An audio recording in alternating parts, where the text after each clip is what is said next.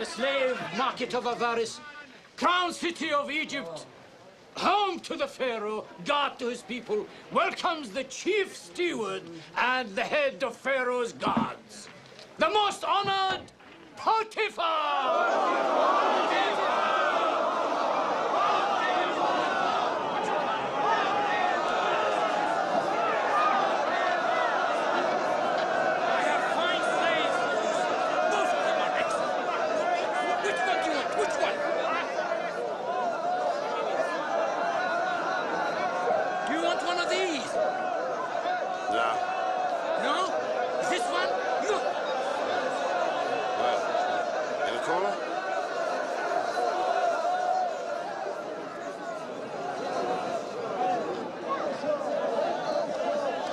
This one.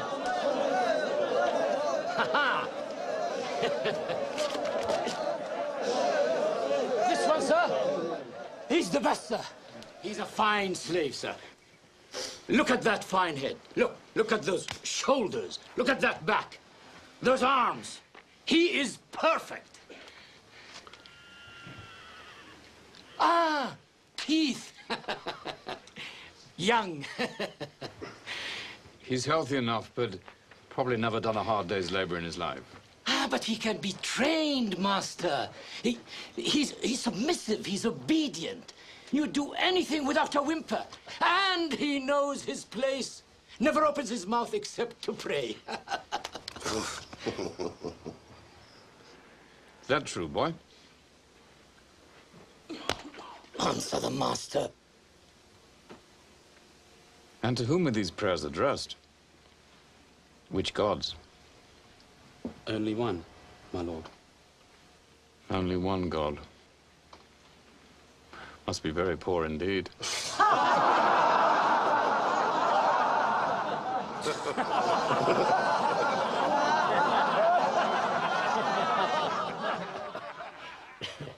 Well, boy.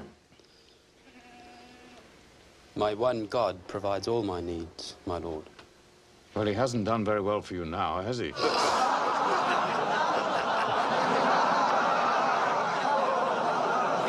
Semites are a superstitious lot, my lord. These what? Semites. Semites? Semites. But when they are not praying, they work very hard. Hard workers, are they? Yes. I don't know. What do you think, Overseer? I can knock the piety out of him, master. I know that. When I finish with him, he'll need a city full of gods. He's young. There would be 10 more good years in a slave like this.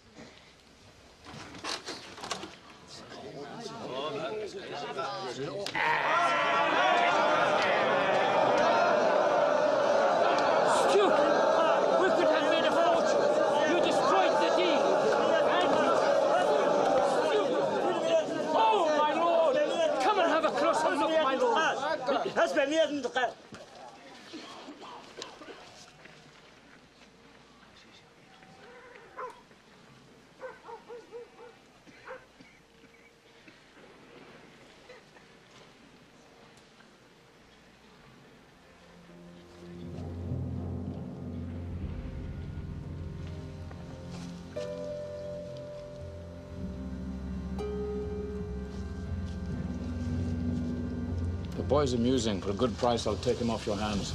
He wants it! Did you hear that? He wants it!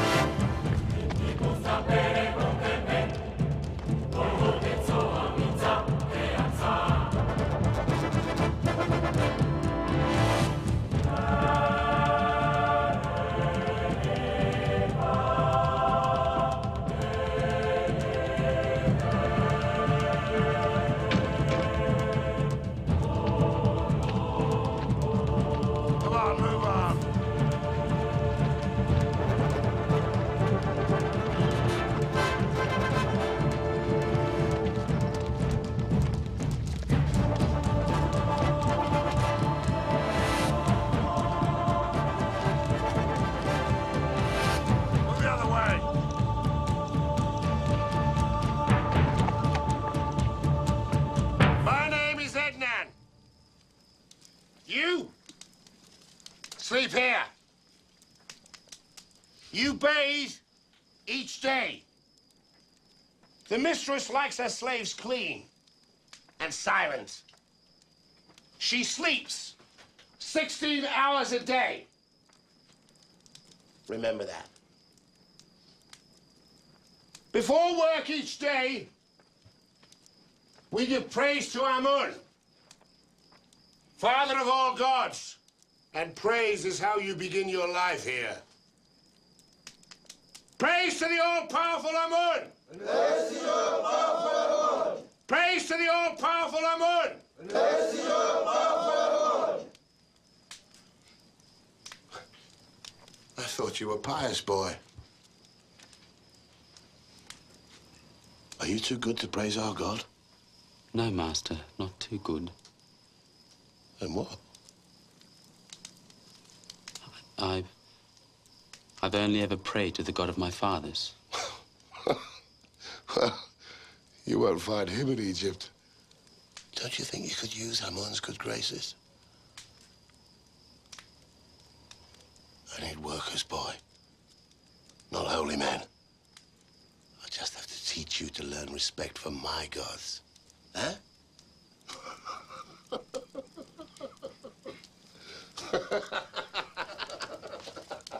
Now sleep! All of you!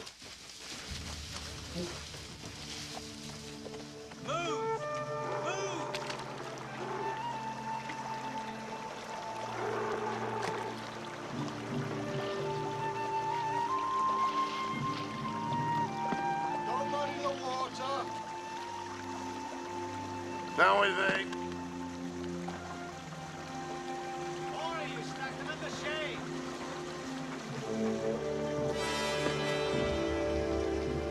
Fill the urn with water. Run, holy boy, run!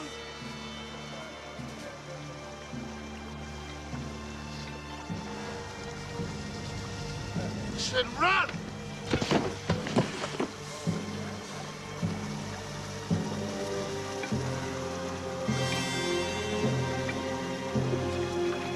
Come on, boy!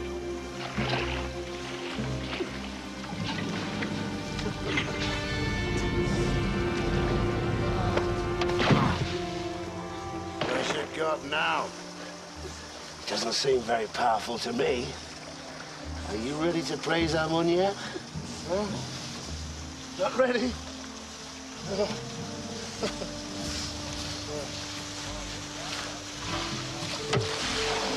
You spilled the water! Refill the urn. Now.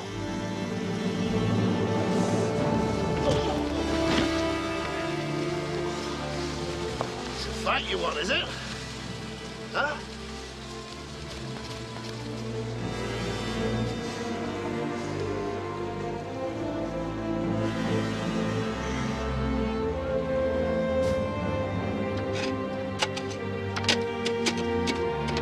Come on, put your backs into it.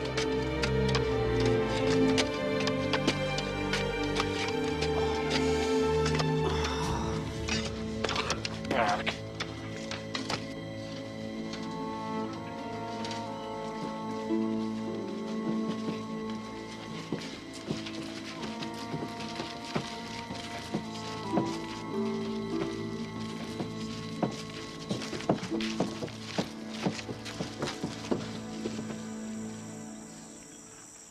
I gave you very definite instructions.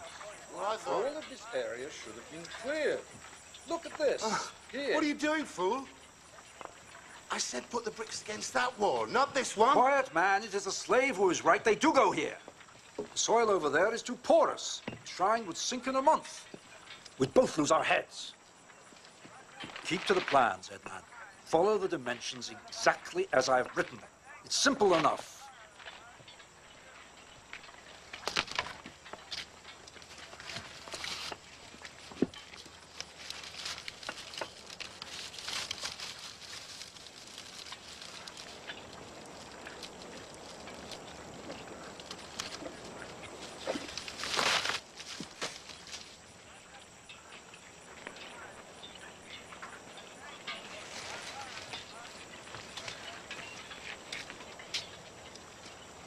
Huh?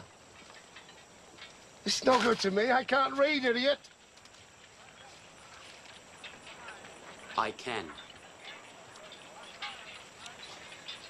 A slave who could read.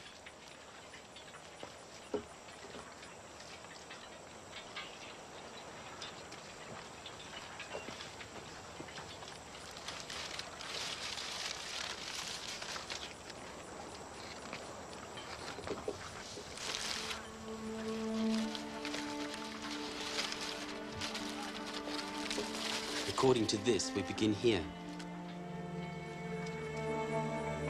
That slave, who is he? Joseph the Semite, mistress. He understands drawings? Yes, mistress. Explain his bruises.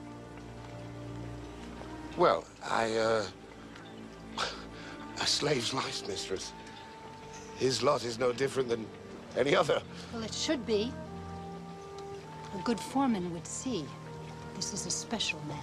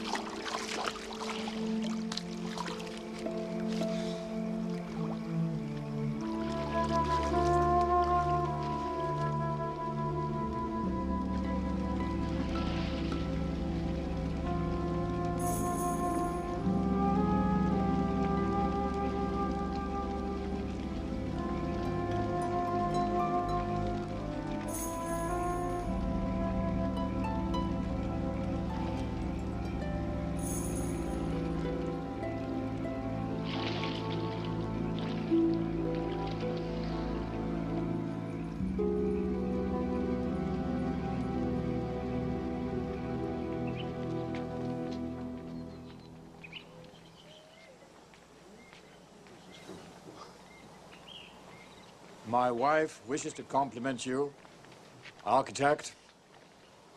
The garden is an absolute marvel. It's quite lovely. Thank you, mistress. I wish only to serve. You've served well. I owe you a special gift. Name a prize. If it's not too forward, I should like to buy one of your slaves. The one who can understand drawings, the Semite. Potiphar, I thought you said you favored him. I did. Yes, and the good architect is correct. We underuse a slave of his skills. His manner is gentle, quality lost on ordinary labor. Bring the Semite slave. Semite! Here! You tell me I did well the day I purchased you. I am grateful, Master, that God chose to be gracious to us both. What? Surely you remember, Master. He speaks incessantly of his God. I'd be careful if I were you. You worship as you like in Canaan, but in Egypt, only Pharaoh, son of Ra, is God. Is this insolence, boy? No, Master. Good. I serve you with humility and honest labor, but I cannot deny my God. A slave who insists on his own ways. What do you make of that, wife? We have enough fools who pander to us. If the estate is to grow, an honest slave who can read drawings and cipher would be a valuable addition. Especially if we taught him our own writing. You see? The respect Pharaoh's chief steward commands at his own home. Slaves instruct him on religion. His wife tells him how to run his household. His wife keeps her wits about and draws attention to what she sees as good. And you see the slave as good? They say whatever he touches flourishes. Is this true? It is, my lord. Do you have a name? I am Joseph, Master. Joseph, son of Jacob. Joseph, son of Jacob. Do you think you could bring some order to my household if I brought you out of the fields? To be out of the fields, Master, I can do anything. Then out of the fields you shall be. We'll see just how matters flourish under your hands. Or the hand of your God. You'll have to name another prize.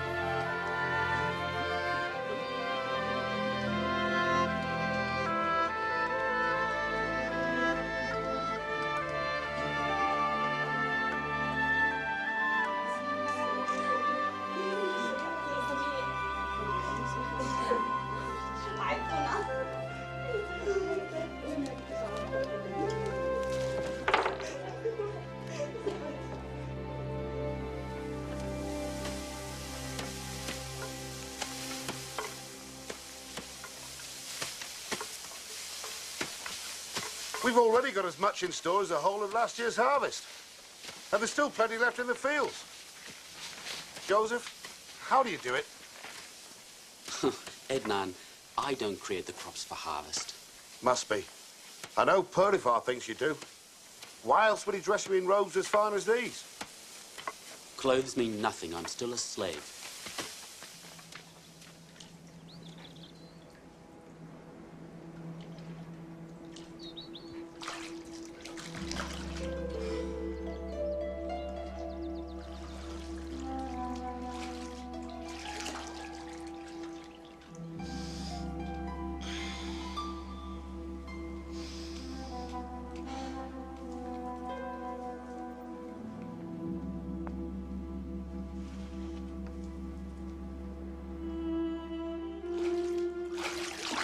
Mistress, please, you should not be here.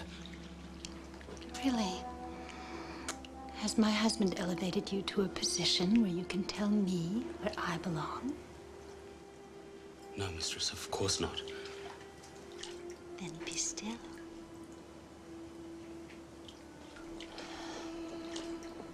You have some dust on your shoulder.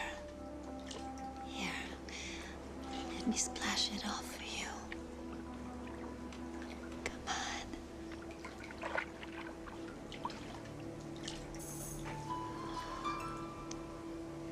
Oh, you work hard, and you have the muscles to prove it. I'm told the barley harvest is even bigger than last season's. Yes, mistress. Joseph the Golden. My husband is convinced that your God is behind all of his success. That you are the key to everything he's ever hoped for. My God provides for me.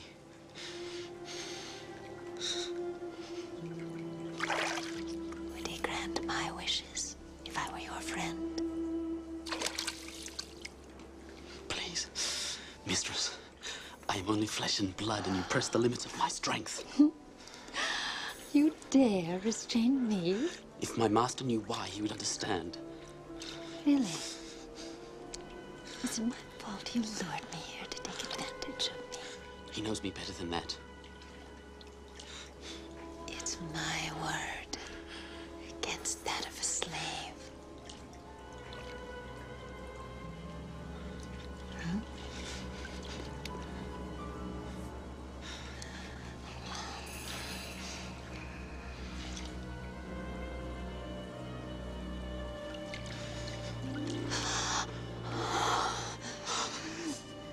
Joseph. Oh, come. Lie with me. Impossible. Potiphar has entrusted me with all that is his. The only thing I cannot touch is you. How could I betray your husband's trust and sin against God?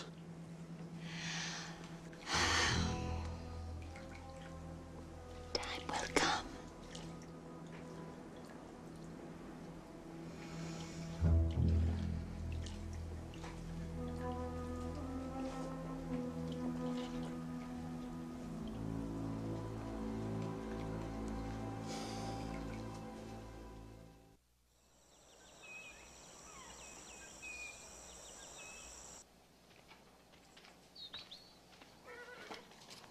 Joseph.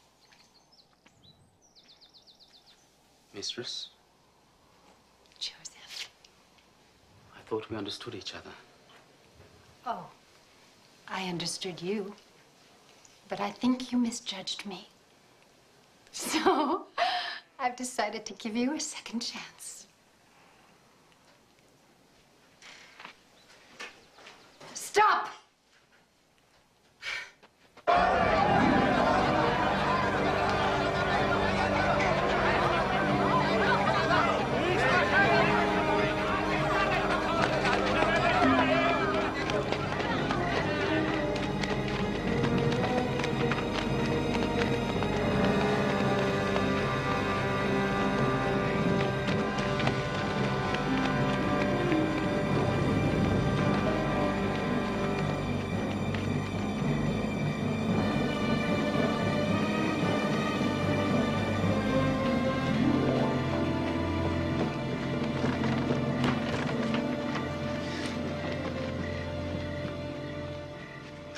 Where is he?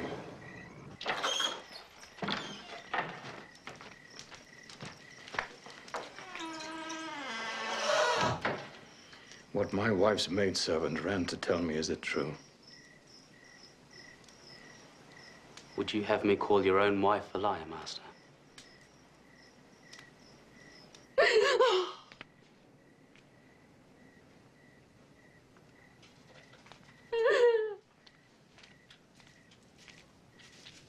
Oh, Potiphar, what took you so long? Didn't my maid tell you of the pain I'm in? Yes, of course you did. Of course, my love, but the Pharaoh has first call on his chief steward's time as well, you know. Anyway, I'm here now. I'm here now, and we'll right any wrong that has been done.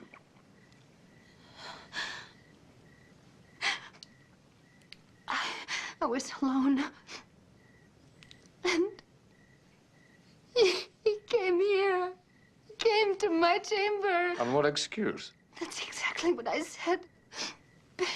He just laughed at me. He said he needed no excuse, that he was your chief steward, and that I had to do what he said, or it would be the worse for me. He grabbed my arms. He forced himself upon me. I screamed and I pushed him away. And I scratched wildly at him. You scratched him? Yes, with the power of the goddess Bastet with me. I drove him out. I see.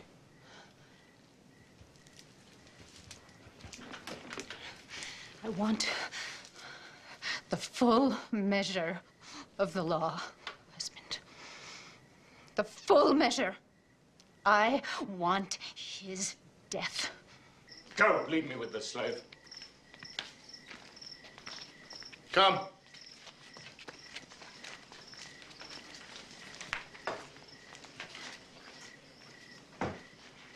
I thought I could trust you. But you can, Master.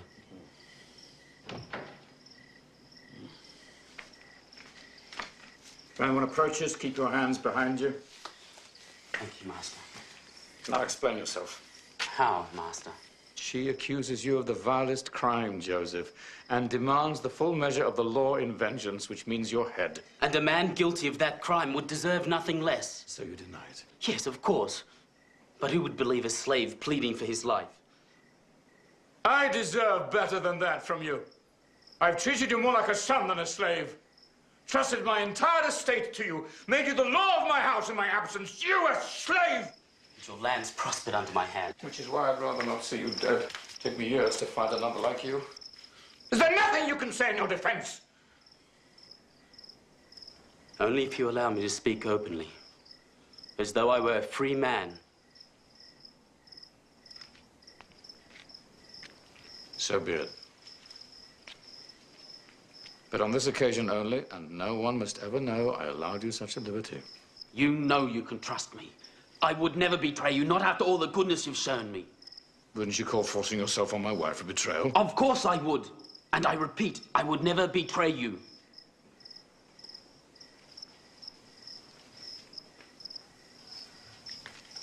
You're saying my wife's a liar? That's not my place, Master. But whatever happened to her was not by my hand. I could not do such a thing. No, you couldn't. It goes against everything I've ever seen in you. By all the gods, why this now? When things are going so well for my house. Give me a reason to believe you.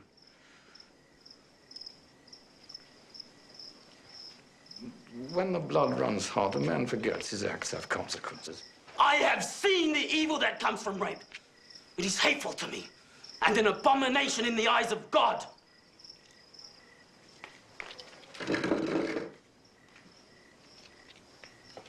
Tell me more. Tell me more. Give me a way of proving this isn't the way of a man like you. These are old memories, Master. Thoughts of a better time before my slavery. And thoughts of a great pain. If you value your life, Joseph, you'll share them with me.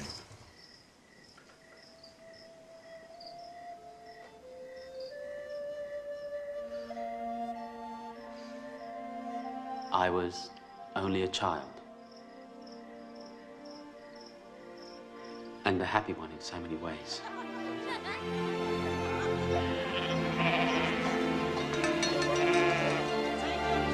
Father! Father! During a long and hard journey, the Lord, our God, watched over us and brought us to a fertile plain near the Hivite town of Shechem. Joseph, gather the others. Here, my father Jacob said we should raise our tents. Quick! Father says you must come. There were my 10 brothers, Reuben, Simeon, Levi, and Judah.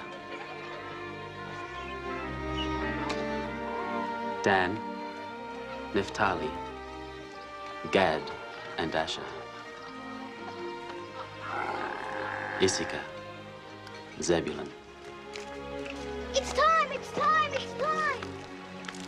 And there were his wives, Leah, who bore my father's first sons,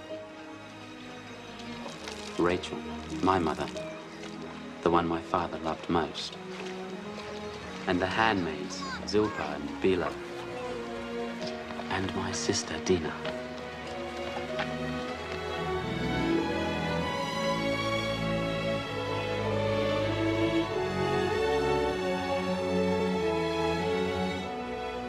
It was a happy time, Master. A feeling we had finally come home. The Lord is truly our shepherd. He has fulfilled the promise made to me at Bethel and has led us safely back to the land of my fathers.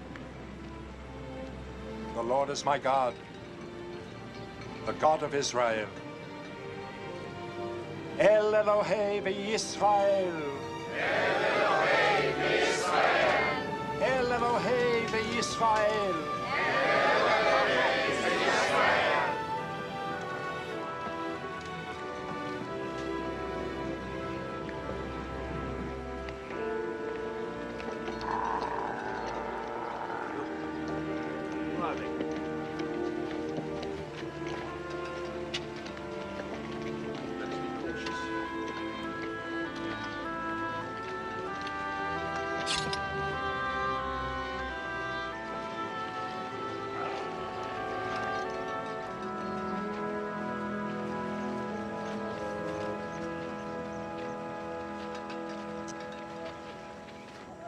I am Hamor, king of Shechem, which lies behind those walls.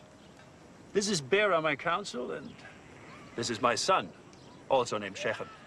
So there be no doubt as to what the future holds for our city. I am Jacob, also called Israel, and these are my people. We come in peace in search of a land our God promised will be home for us. I see. And which God is that? We have only one. Just one? You must be a people very short on feasts. Our Lord provides. Indeed he does. Indeed he does. It was to him you dedicated the sacrifice? But where's the idol? I'd like to see a single God who could provide for you as well as this one appears to have done. We keep no graven images. Even so, we know he is always with us. You'll find we're friendly people.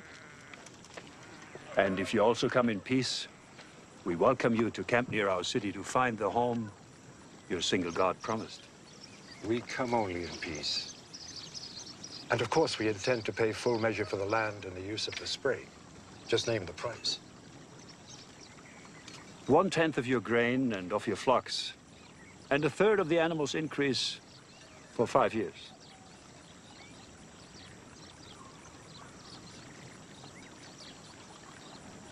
Done.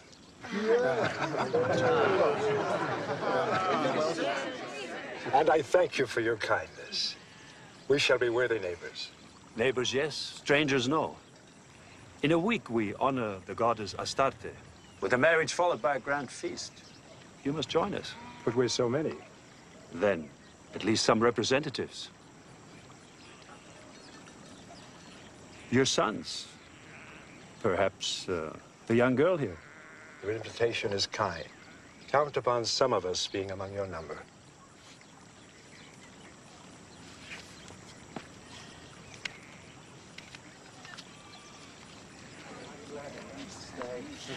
I don't like it. They're fat townspeople. I say we keep our distance, and if they give us trouble... Always the sword, Simeon. Is the hard way the only way you know? It's the surest way. No, the only sure way is the way of the Lord.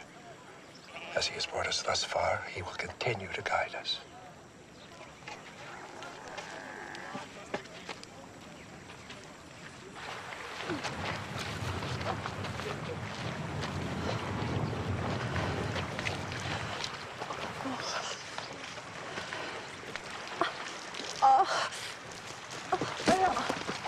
Leah! Gina! Silver, quick! It's nothing. It's nothing. This new child of yours just keeps telling me that he's almost ready. Are you all right? Yes, it's nothing. Go. Go. Go. It's all right. Go. You must take better care of yourself. There's no need for you to be doing this heavy work. No, it's better that I work here with the others. There's enough anger boiling under the surface as it is. Under the surface is where it will stay. Why else settle here, even pay more for the land that it's worth, if not to give you a chance to rest before you give birth? Because it's also proof that the promises are coming true. We will inherit the land that God promised to Abraham. I know that you accepted his terms so that I could be settled when I have our second child. But Jacob, the others know it too. Rachel, I've made no secret of my love for you. I never have. You're first in my eye and my heart. Second, Jacob, second. Joseph comes first with you.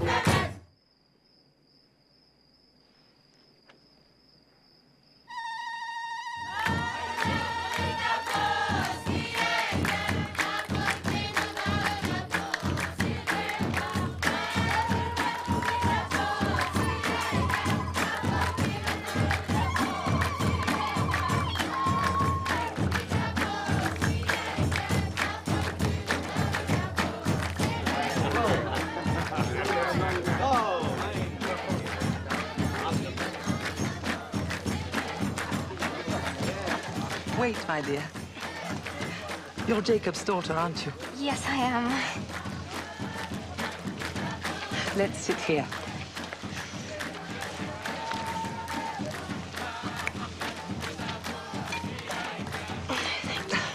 Now enjoy yourself. This is a feast.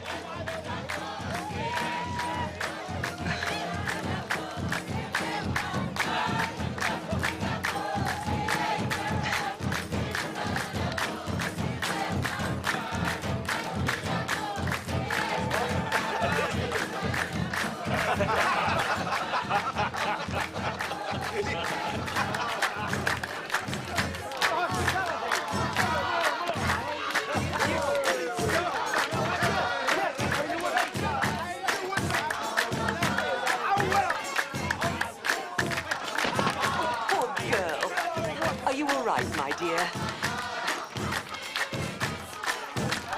Don't worry, I'll see to her.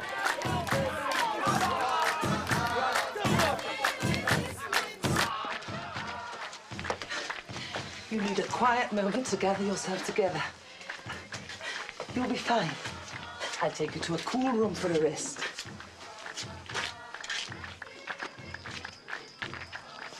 You need to rest. Lie down here for a while. You'll be fine.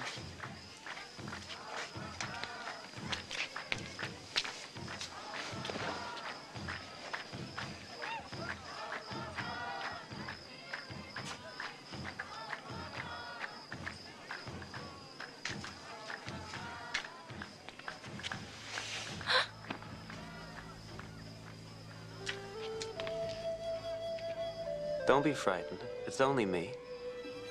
Yes. I mean, I'm not frightened.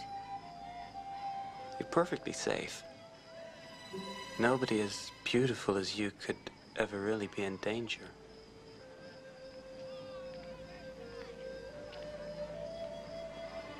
You're a woman who can have anything she wants. Yes. Well, not really a woman, just a girl, really. No, a woman. Whose face haunts me at night, whose smell makes my head spin. Please, I have to go. I shouldn't be here. This is exactly where you belong. With me. Stay away, brothers. Simeon!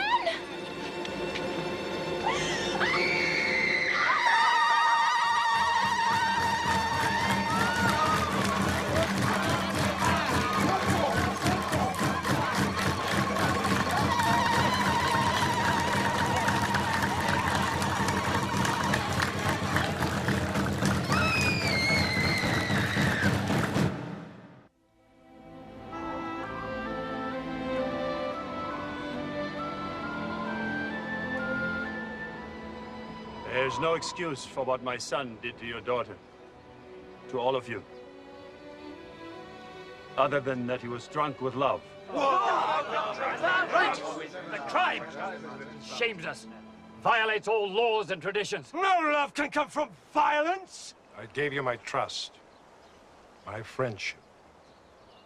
Please, Jacob, listen. I'm asking for your daughter.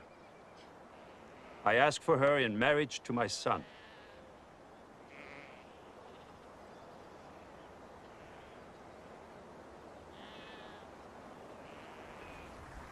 I'll do anything, whatever you ask. But I beg you, let me marry Dina. Your people and mine can be one, Jacob. We will take your daughters as wives, and you will take ours. Then you'll be strangers here no more. That you seek a peace that can wash away the stain of violence is good. And appreciated. But our traditions and beliefs demand that we can only marry those who worship our God. And our God alone. He's a good God, your God. We see his presence among you, see how you prosper. We watched your sacrifice to him. We respect your beliefs. And we can learn to worship as you do. And you can embrace all our rituals?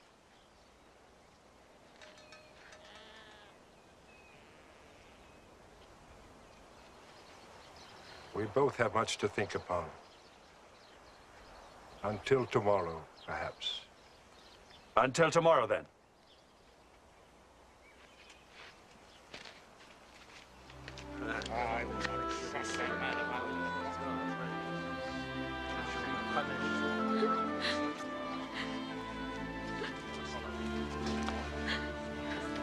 Be strong.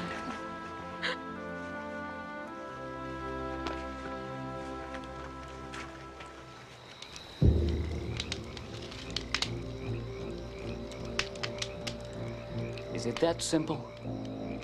They take our sister for a whore.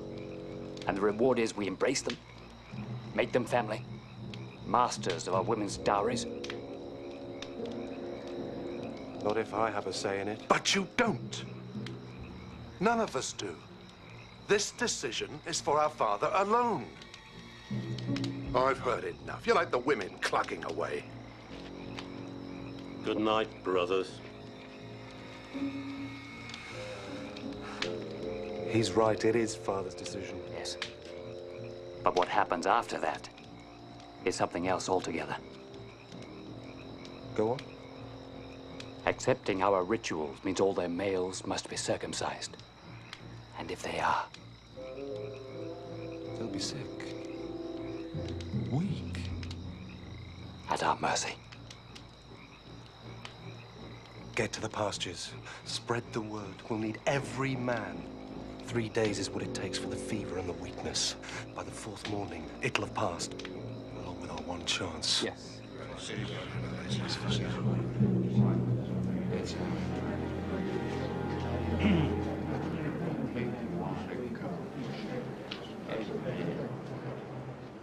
Well, Israel, have you thought upon it?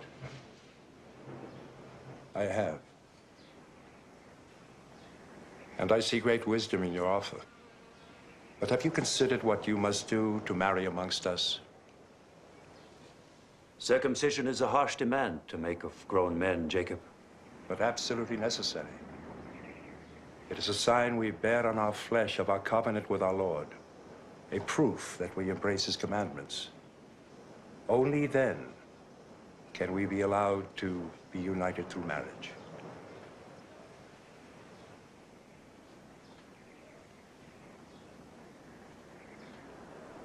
So be it. Our men shall be circumcised, and we shall be united in peace. A new and strong people.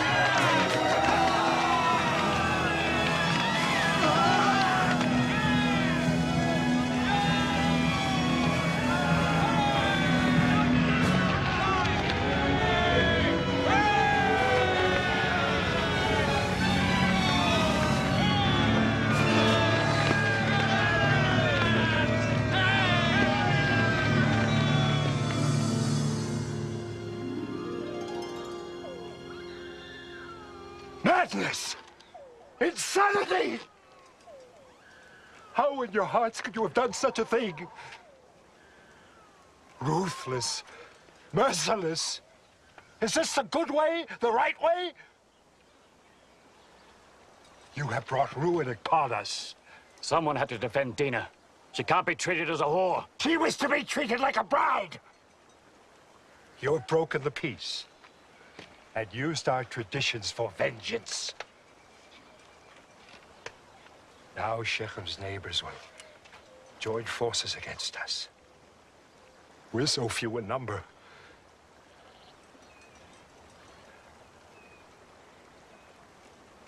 Gather our things. We must leave this place. We must leave this place! Gather our things!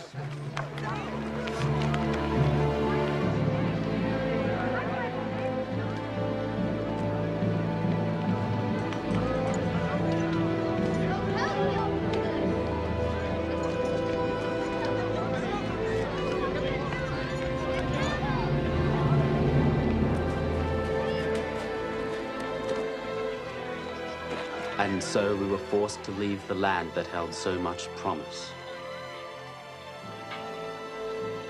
We went up to Bethel, where my father had once erected a monument to God. And again, God spoke to him.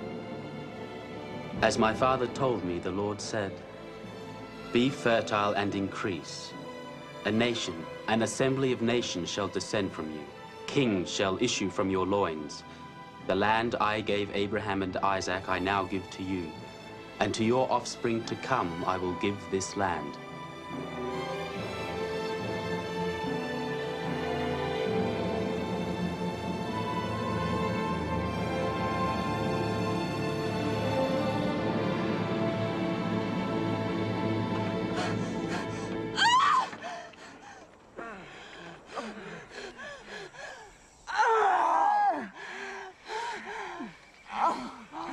Push! Push, Rachel, push!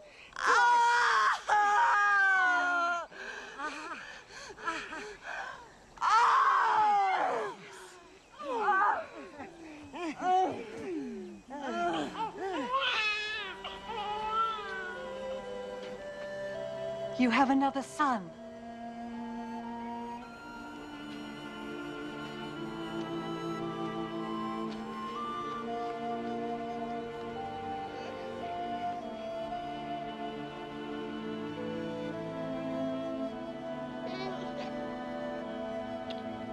Rachel? Rachel? Stay awake, Rachel! Jacob! Rachel? My sister! Rachel! She's dying! Oh.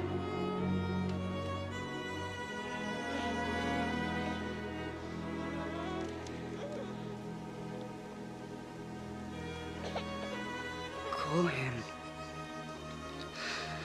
Ben-Oni, child of pain. No, not Benoni. Benjamin. Child of happiness.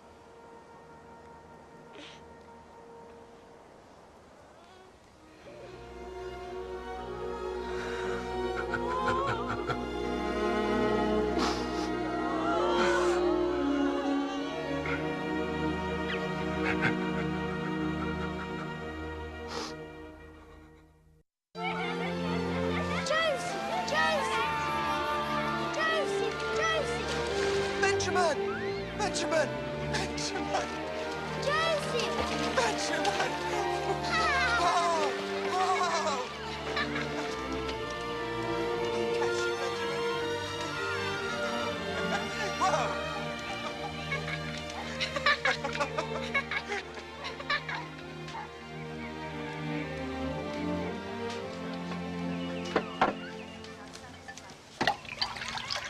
Hila. Hila, spend a moment with me. But I have things to tell you. Important things. Perhaps tomorrow. You know this is my last night. When Jacob returns, I must go out with the herds. No. So, this is my last chance to speak to you privately. That's impossible, Reuben. I belong to your father. For now, Bela. But I am the eldest. And all the concubines that belong to him now will belong to me sooner or later.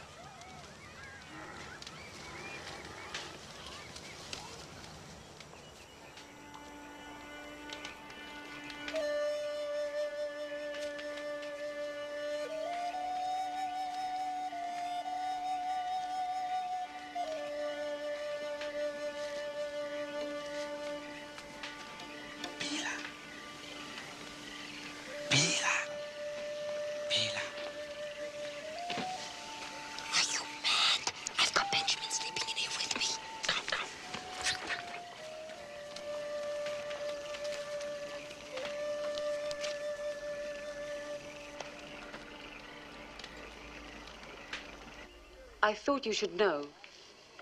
I should send them both away. Go. How could he do this to me? How dare he do this to me? Reuben seduces Bela, Rachel's maidservant who bore me children.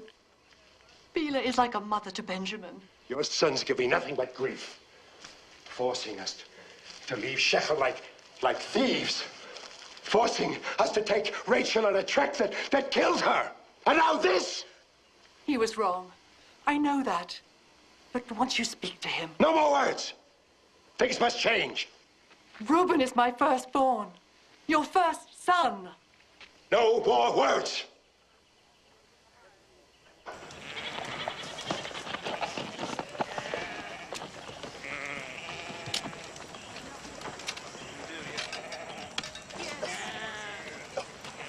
One phase of the moon, then you return to help with the harvest.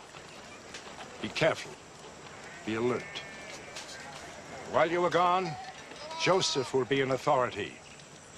You will hear his words as if they were mine. Joseph! Is this a game, Father? I am the eldest. And the one who shows me no respect. You and Bela shamed me before the entire camp. Simeon and Levi betrayed my word at Shechem.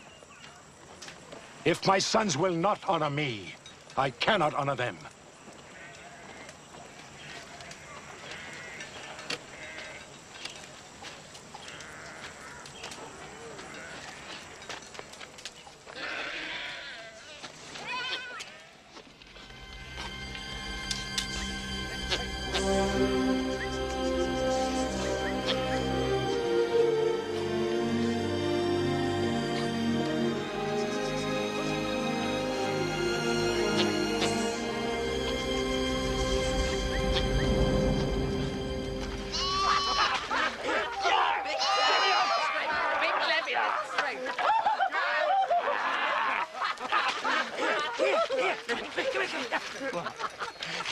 See what Joseph does. Make him eat it.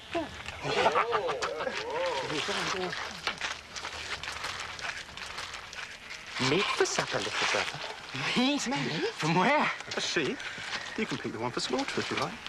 Me, never. Come on. Father specifically forbade us from... Well, he's not here, is he? He's not stuck out here alone, baking under the sun, living on dried fruit. Here's a nice fat one. Will stick to our ribs. But what will you tell Father? He won't find out. At least he'd better know. No wagging tongue. You'd like to. Not our fault. The poor little lamb strays off and gets mauled by a mountain lion. Understand, little brother? What difference does it make? He's got more sheep than anyone else in Hebron. But Father, put me in charge of the sheep. And be quiet.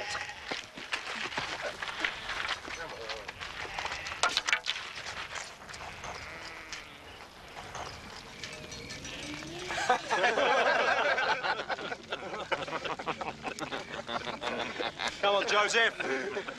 Have something to eat. It's only a lamb. Poor little thing, mauled to death by a mountain lion. Eat. I'm not hungry. Look at the hide. Any fool can see it was killed by a wild animal. A close look. Hey!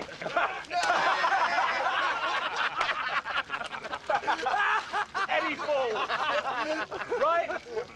Brother? You take me for a fool? I've been a shepherd my entire life. I know the problems shepherds face. And I also know their tricks. Father, we... Silence! Now take it away! Get it out of my sight!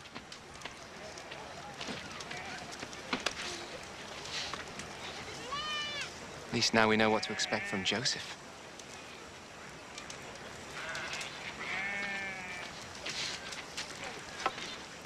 Betrayal. He's a spy.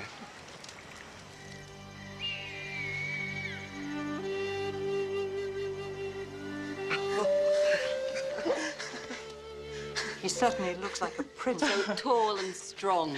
Oh, Jacob, it's beautifully made. If only his mother could see him now. It's wonderful. Surely I don't deserve it. None of his brothers have anything this fine. None of them deserve it. He does. He has proven his loyalty and responsibility. He has earned the coat, just as he's earned the succession. Now, leave me alone with him. Go, all of you. Go.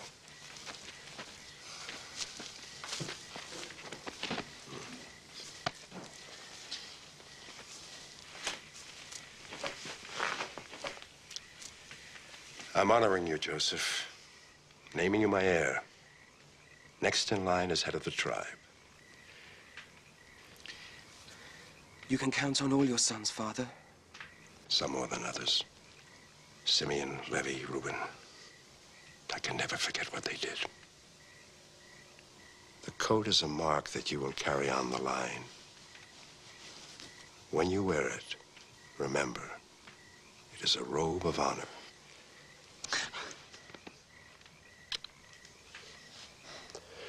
Now, get some sleep. We have a lot of work to do. The harvest starts tomorrow.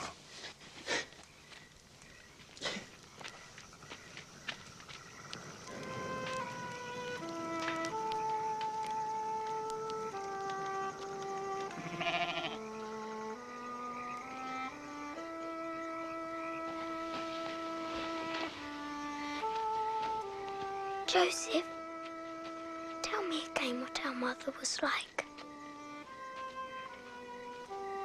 She was gentle, kind, loving, and very beautiful. More beautiful than Leah, Zilpah, and Bilhah. Yes, much more. Is it true that I killed her? Of course not. Where did you ever get such an idea? I heard some of the women say that she died because I was born. That's foolishness, Benjamin. That's not why she died. Why then? I don't know why, Benjamin.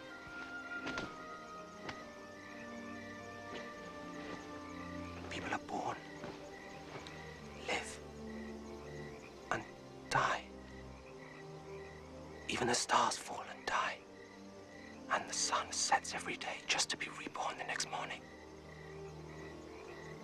I wish I'd had known, Mother. I'd never have let her go. It's not that simple, little brother. Hush now. Go to sleep.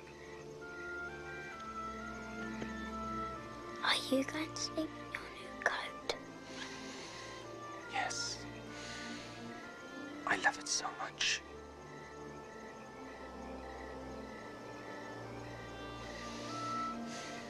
I must sleep now. Tomorrow's harvest. Hard work.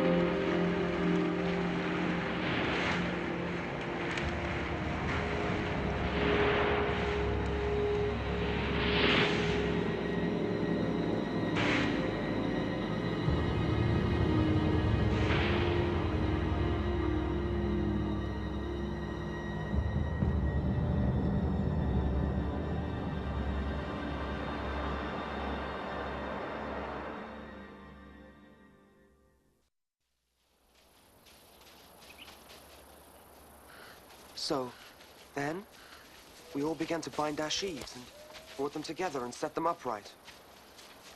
And as soon as they were on end... But don't stop now. What happened? Then, your sheaves all prostrated themselves. They bowed down before mine. That's it. Taking all I can. Boy's gone crazy because of Father's promises to him. He already thinks he's our master. I also had a dream. In mine, there were 12 piles of manure. The smallest one walked and talked and told tales. No, be serious. I've had enough of him. It's time we had this out. Tonight, after the day's work.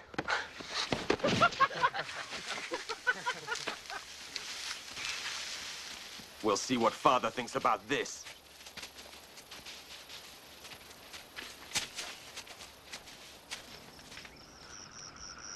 So we all began to bind our sheaves and brought them together and set them upright. And as soon as they were on end, their sheaves bowed down before mine. Do you hear that, Father? He dreams of being our master. This has to be stopped. Now, that Simeon is as foolish a thing as I've ever heard. Should I order the boy to stop dreaming? Dreams have meanings. And when God intends for us to understand them, he'll make it all clear. Until such time, all we can do is listen. Joseph, you spoke of another dream. Yes, Father. Tell us. I'd better not, I think. If God gave you a dream, you must share it with us.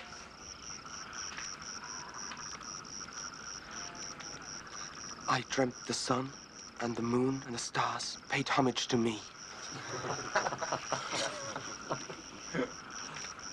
I don't know what that means. Am I the sun, perhaps? Surely not. Your mother, the moon, your 11 brothers, the stars. I mean, should we all bow down to you? Now you've listened to this madness, perhaps we can go back to the way things were, the way things ought to be. Yes, I'm sure you'd like that. But Joseph's dreams do not change what happened at Shechem, or with the lambs of the fields. Dreams do not change my decisions.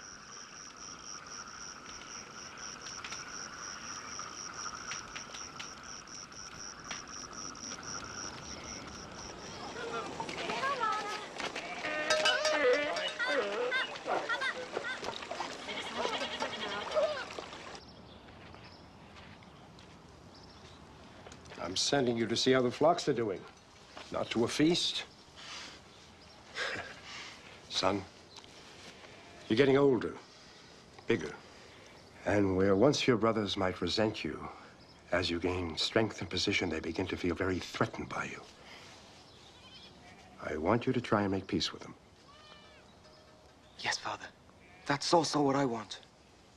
But sometimes the anger is... Time will ease that, if you're more careful of their feelings.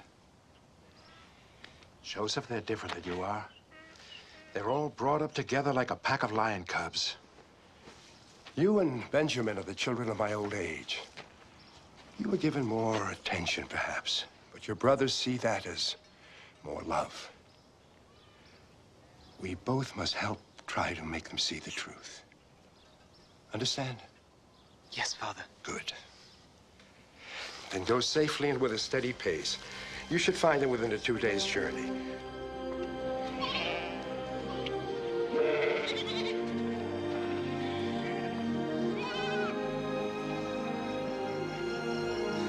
Each night grows colder than the one before. We have another cycle of the moon before we can return. I'm in no hurry. Only thing waiting for us at Hebron is our new master in his wonderful coat. Come, little sheaves. Bow down before the great man Joseph. Come on, bow! Mercy! Mercy, master, please! Have mercy upon us! A wild animal tore a little lamb to pieces! Please! Oh, we are innocent, oh great Joseph. Please have mercy upon us. No, my brothers. I'm in no hurry to see him again. It's peaceful here. Unless he comes looking for us.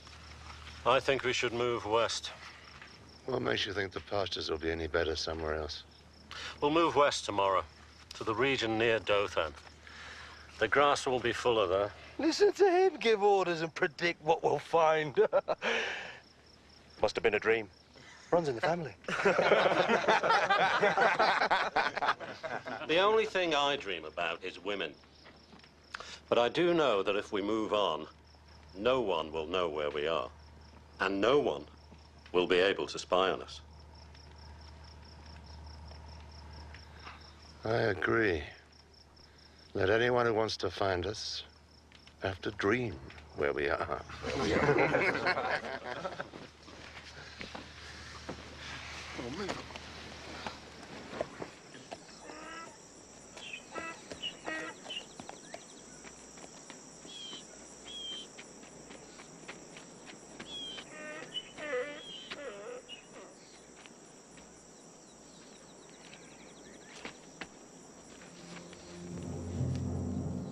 What are you looking for?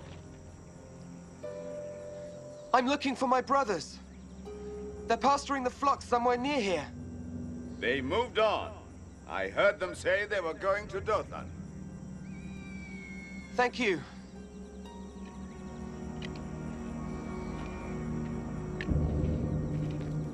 Are you sure they went west?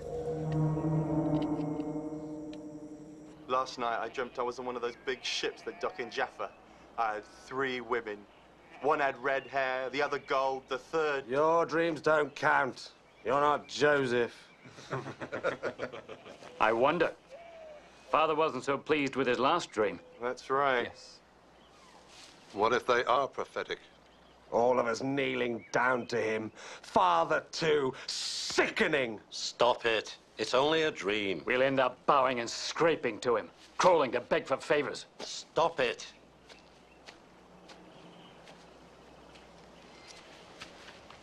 What is it? Here, brothers! Look, the dreamer himself. And in the coat. I swear I could rip it from his back. Father sends you fresh food!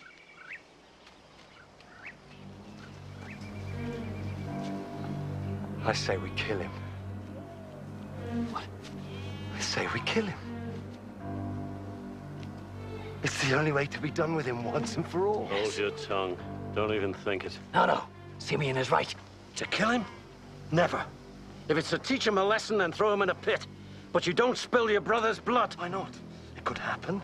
A long journey by himself. Thieves. Or a mountain lion. No, wait.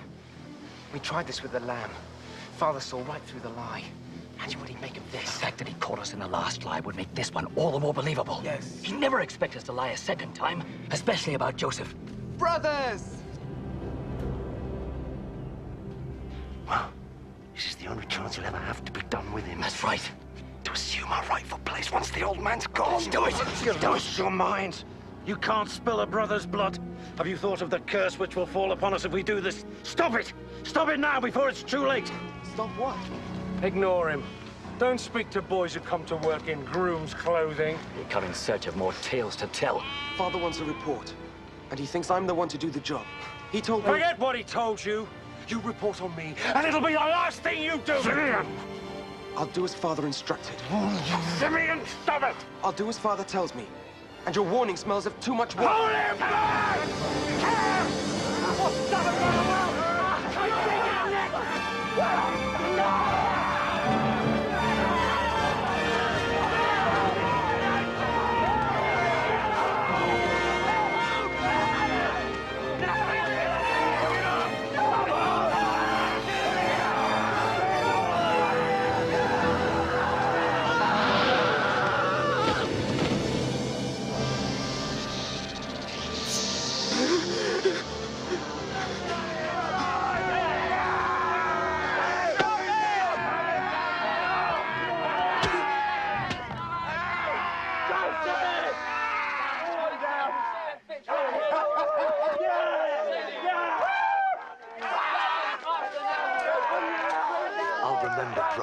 I'll remember that when the time came to act for ourselves, you weren't there.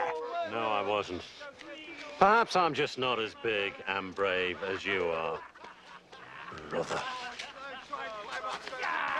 You're letting him go? And what if he tells our father? He won't do anything. Not Reuben. He stands the most to gain from all this. With Joseph gone, who else will our father put in line to replace him? He'll be back.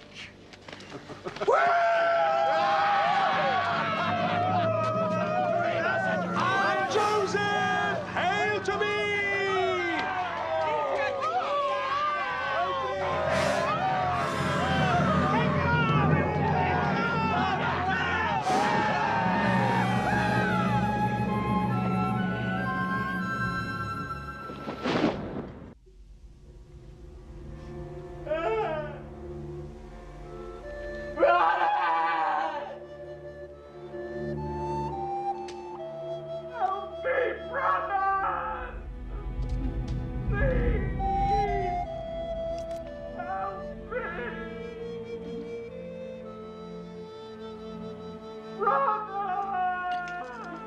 Grow up, all of you! Sitting and moping like women. What's done is done. Now let's get on with our own business. The boy is our business. Was, brother, was. There's no turning back now. And if we pulled him out? From the well where you helped me throw him and have him tell Father what we did? At least he's not dead. Well, I mean, we could always tell Father we're just trying to teach him a lesson. And Father will teach us a thing or two. The flocks are his, the tents, the food, everything. I worked too hard to be disowned and left with nothing. No, brother, we'll have to see this one through. Because what our Father doesn't know can't hurt us.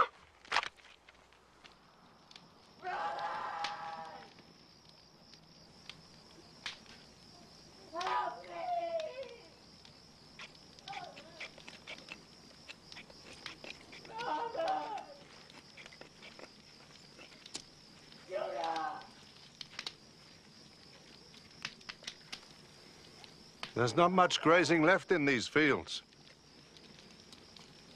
Simeon, I think it best if you and Levi take part of the flock to fresh pastures near Shechem. So you can fish out the boy and throw the blame on us? Never.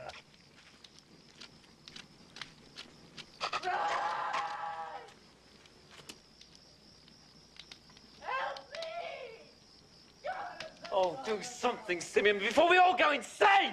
We should have killed him. Shut him up. You want to fight me, brother? If that's what it takes. But you're not going to kill him. And you're not going to fish him out? If that's the only way to avoid a brother's blood on my hands, then fish him out we will. To avoid spilling his blood, you'll have to shed mine. If you can. But I'm a reasonable man. I'll give you till dawn to come up with another suggestion.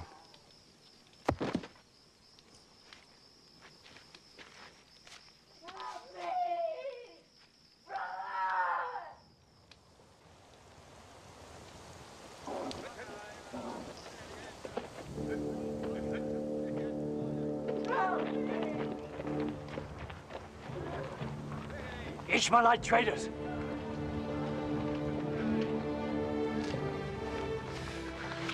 Now the boy must be killed before they hear his damned whining. No, no, no. They're the answer. Them? How? They can take him for a slave. Down to Egypt. Then at least he'll live and our hands will be clean. If he escapes, comes back and tells Father what happened. Ishmaelite and Egyptian slaves don't escape. They pay for him. There's money in it for all of us and no blood.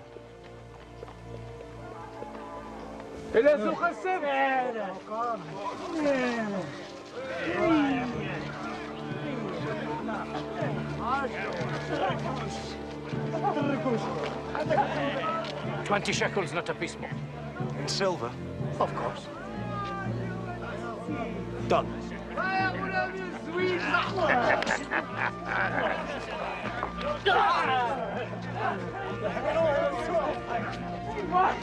What is it? Brothers! Help me! Please! Brothers! Brothers! Brothers!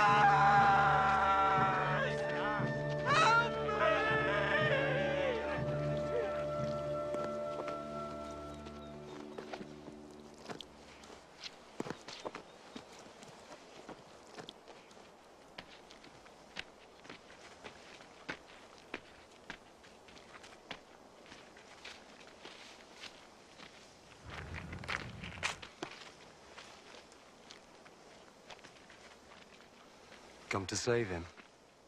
I won't have his blood on my hands. It's too late for that.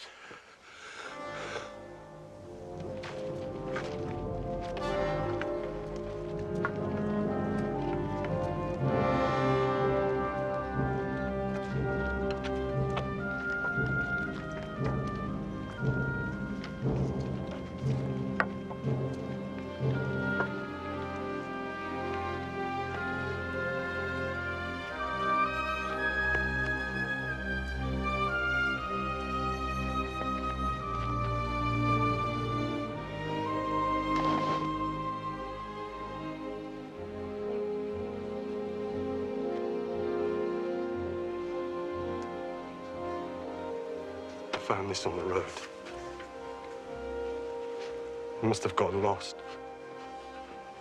A wild animal. No! No! No! No! No!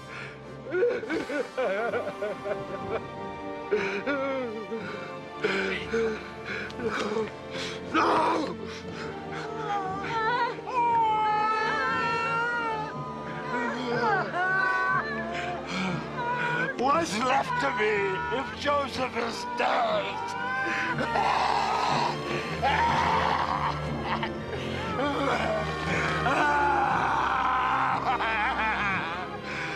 Joseph! Joseph!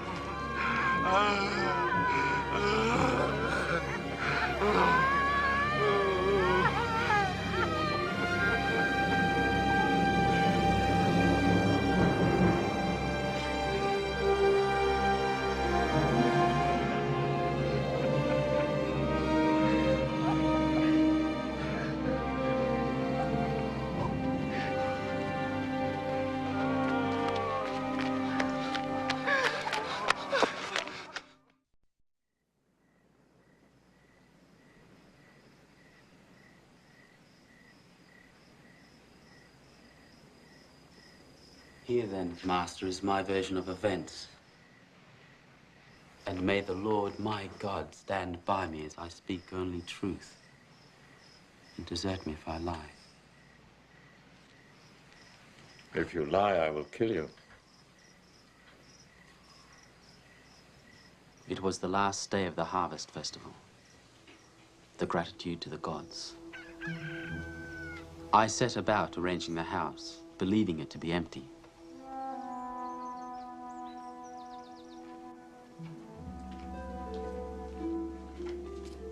Joseph. Mistress, Joseph. I thought we understood each other. Oh, I understood you, but I think you misjudged me. So, I've decided to give you a second chance. Stop! Joseph.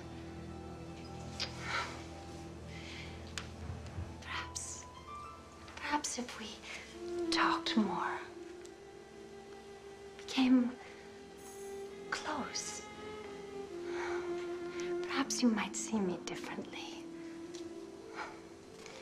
You might see how melancholy I am. My husband is so busy all the time. Loneliness is a terrible thing, Joseph. I know you hurt, but... Oh, you are not a common man. Where does the mystery come from with you? Where are you from? This house is my home now. Tell me about your father. You once said he was a prince. Does he have many herds of animals? Servants, fields? Yes. So he is a powerful man. Do you think he is happy with his wealth? I don't think my father's wealth brings him much joy. Then what would? I expect if he could see me again. No, your freedom is within my gift. Yes. But I can't. It would offend God. You know you want me. Look how you're shaking. You want me as much as I want you. Come, Joseph. Come lie with me. Leave me! Stop! Who do you think you are, you fool? You dare lay a hand on your mistress? Ah, my husband would kill you for this.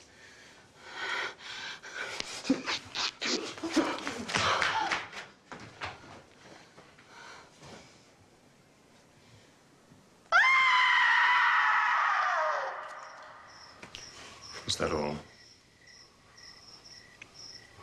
As I swear before the Lord my God.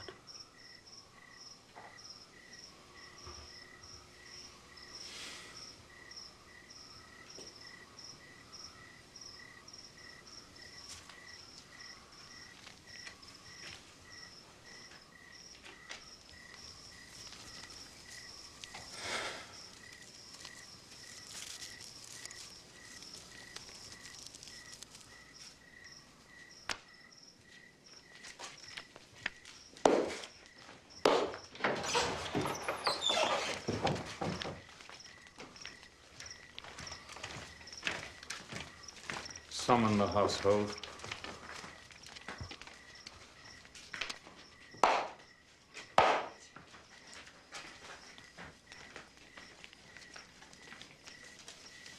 Good. Let them all hear him sentenced to death.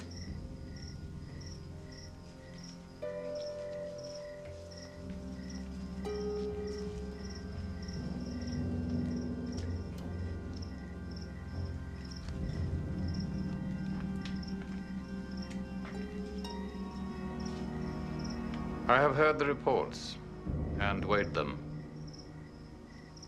The slave is guilty. Here then is my decision. As I say it, so it be written, so it be done. The slave is to be taken to the Pharaoh's prison and held there at my pleasure. The jailer is to report to me weekly on his treatment and his progress. Thus is this matter now closed.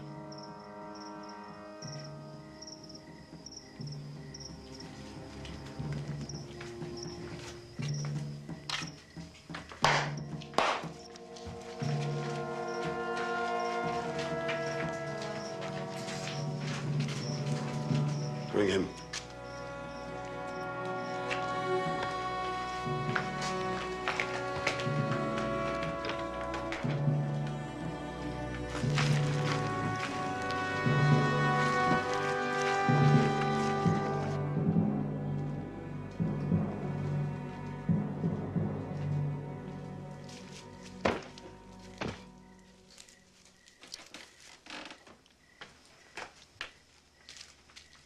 You humiliated me. You sent him to prison at your pleasure? What about my honor? What honor? Dare you? I know you, wife. I know you. Don't understand. Whatever you believe of me, how can you let him live? How can you humiliate me like that? Because one humiliation deserves another.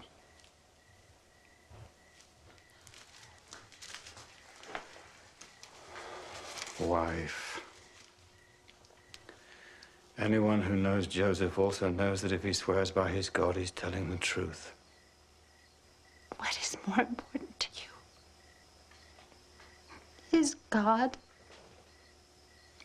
or my good name? The truth? The truth. Yes, that's what matters. Well, then, you might as well set him free and complete my shame.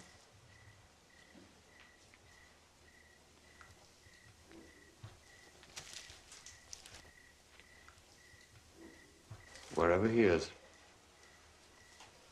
whatever happens to him, he is free. Because his God is with him.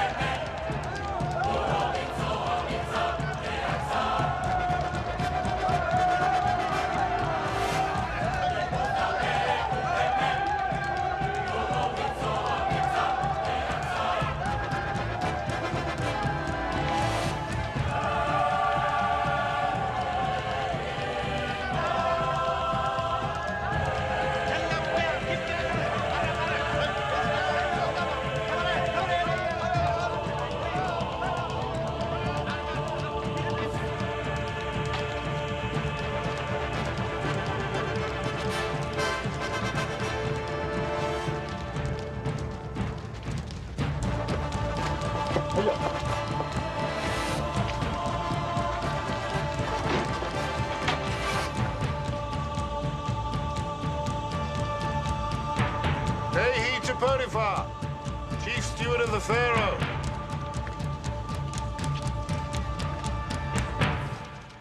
Peace be with you, Master. Do you know about this? The warder said only to expect 2 new prisoners. The excellence of your work here is becoming common knowledge. They say the prisoners have never eaten better. The warder's never been richer. The Pharaoh has never had to spend less to keep his jails running. 10 times a day I'm asked how you do it. God blesses my work, Master. as I've seen for myself. And I know that one day he'll see me gone from this place. Well, he'll have to deal with the Pharaoh first. I'm not so sure they're on speaking terms. As you see, two very fine specimens. Fine garments, royal eye tattoos, and of station and breeding.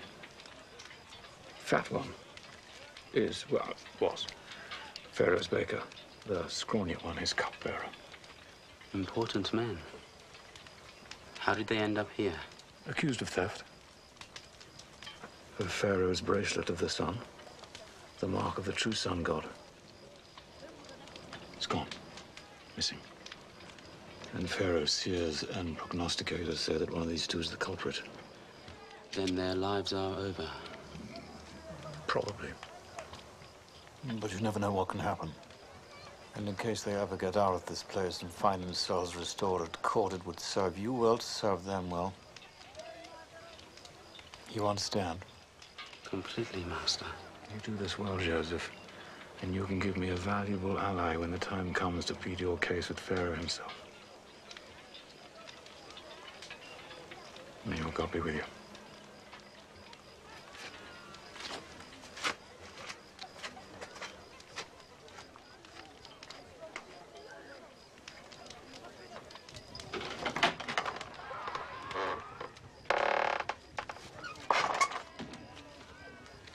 I am Joseph, my lords. I have been instructed to attend you during your stay here. Are you the warder? No, my lord, his servant. Ah, you must be the Semite who does the warder's work for him. I am honored that you know of me, my lord. Huh? Yes. The court knows how well you serve your masters. And their wives. There are many stories that have no truth, my lord. Are you calling Potiphar a liar? Slave? No, my lord. Are you calling his beautiful wife a liar? I accuse no one, my lord. Really? Well, I accuse you, slave. I accuse you of staining Potiphar's wife's good name, of calling Potiphar a liar. Guard! Guard, come here!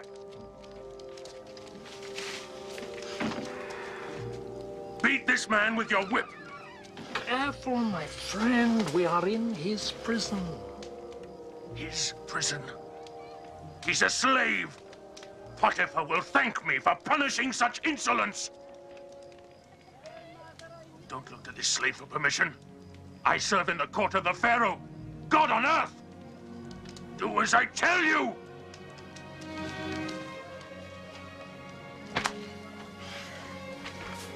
You will not slander the name of Potiphar. You will not slander the name of his wife. He will praise me for upholding his honor. Slave! Slave! Slave!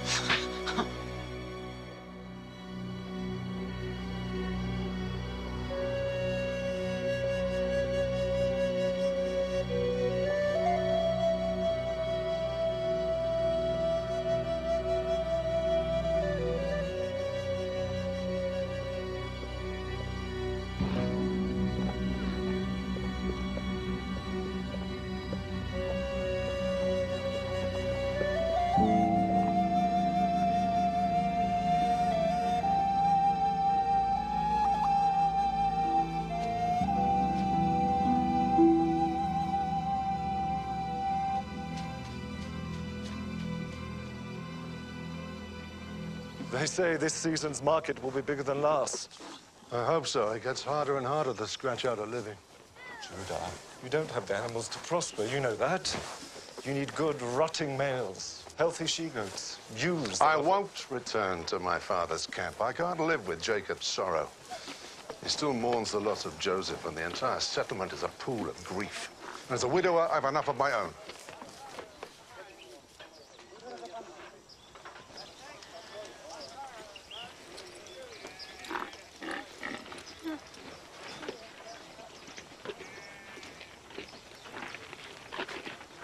I will give your camel water, master.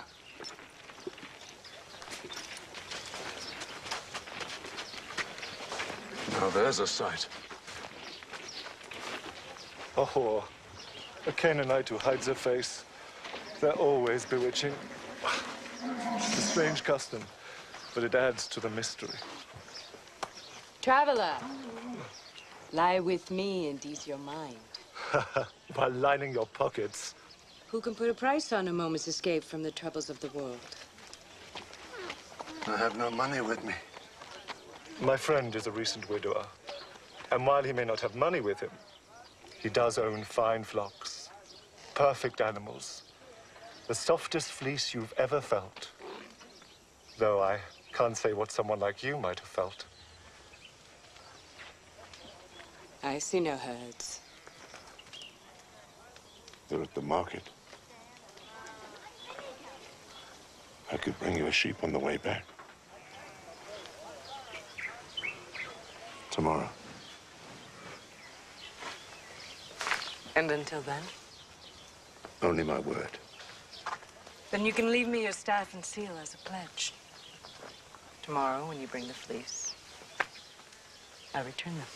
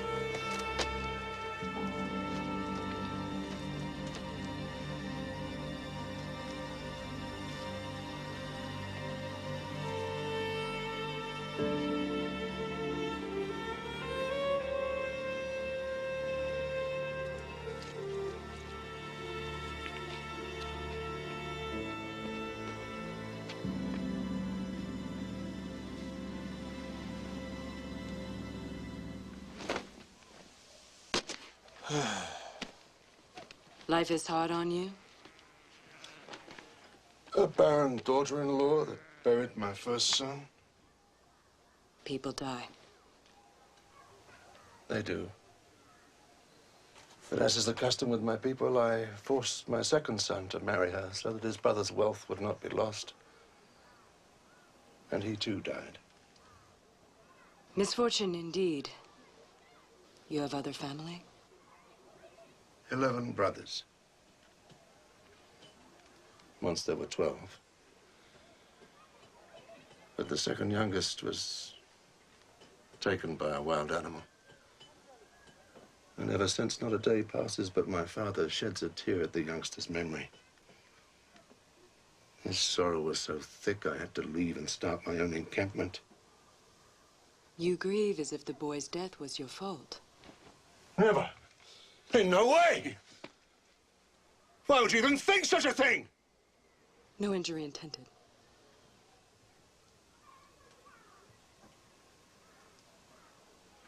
You're a very fine woman. Thank you. Until tomorrow, then. When I bring you your fleece and redeem my staff and seal.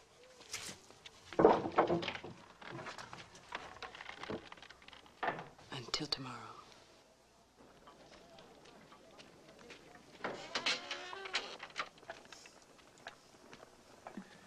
Pay homage to Potiphar, chief steward to... Peace be upon you, master. Call the door, Edna. The door. Come.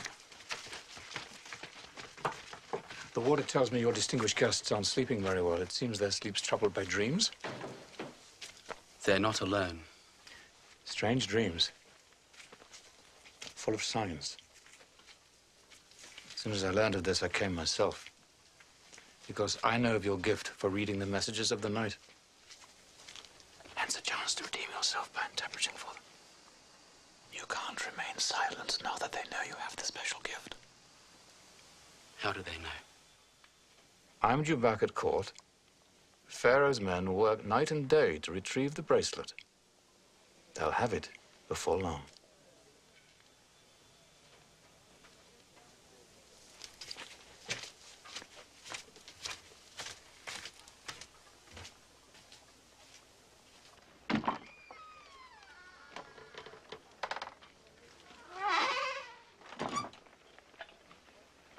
I hear you have the gift of second sight. At times, Master, when God sees fit to grant it. How low have we fallen, listening to the ramblings of a Semite slave? The ability to interpret dreams is a gift from God. Then why don't you see how well he could do for you, Vintner? I intend to. Be seated, Joseph.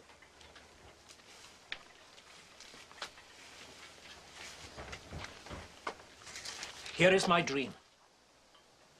I was in a vineyard in the countryside. There was a vine in front of me, and on the vine were 3 branches, one of which began to bud. Now, no sooner had it budded than it blossomed, and its clusters became rich grapes. I had Pharaoh's cup in my hand. I picked the grapes, and I squeezed them into Pharaoh's cup. And then I handed the cup to Pharaoh. Now, can you interpret? This is what it means. The 3 branches are 3 days. In another 3 days, the Pharaoh will lift up your head and restore you to your position. Then you will hand the Pharaoh his cup as you have always done. Rest easy, your days here are numbered. Can it be true? Now listen to me, slave. I, too, had a dream. There were 3 wicker trays on my head. In the top tray were all kinds of pastries for Pharaoh, such as a baker might make. But birds were eating them off the tray on my head. Give me its meaning. I am sorry. I cannot interpret that dream. You can. I know you can. You're hiding something from me. Tell me what it means. Very well. This is what I believe your dream to mean.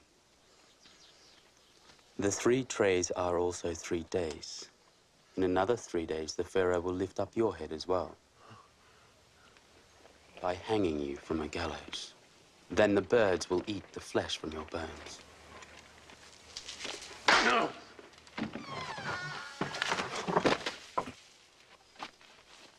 The Pharaoh's bracelet has been found.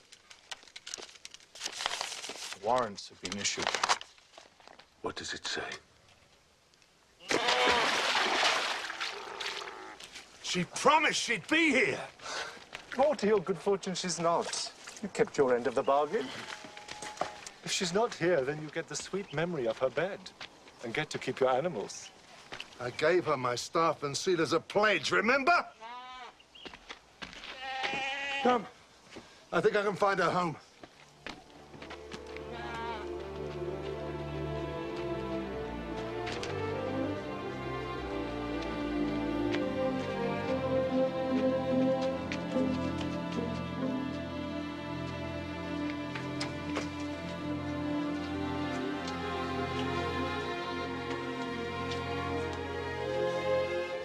My punishment will never end. Never.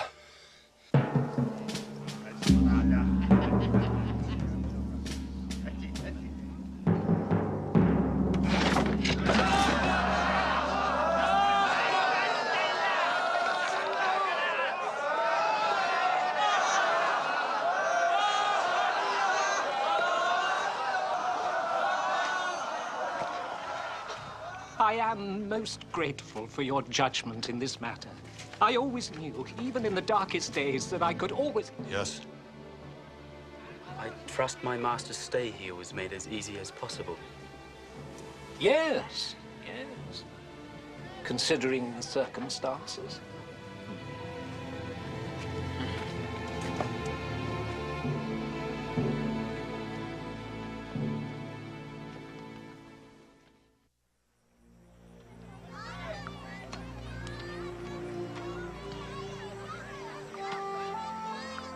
Now repeat everything you've learned, Benjamin. The table of the descendants of Terah, who was 70 when he begat Abraham, Nahor, and Haran. Father, you know I have the lines of our family completely memorized. Shouldn't I be helping my brothers pen the flocks? Their backs are strong enough for the job. For you, this is more important. You have to carry on the line. But I'm the youngest, Father. Reuben, even Judah... I've spent a lifetime showing me they're not up to the task. It would have been Joseph who would have carried on the line, but... my other sons... It was a wild animal who took Joseph. You can't go on blaming the others forever. We must take our signs from God. In my heart, I know Rachel was called to give us the next in line. And with Joseph gone, that means you must keep our traditions alive. Maintain Abraham's covenant with our Lord. Blessed be his name. Now, young men, back to the tables. And the sons of Abraham were Isaac and Ishmael. And Isaac begat Esau and Jacob. And Esau, who was called Edom, took wives among the Canaanites. Father! Father! Quickly! It's Judah. Judah.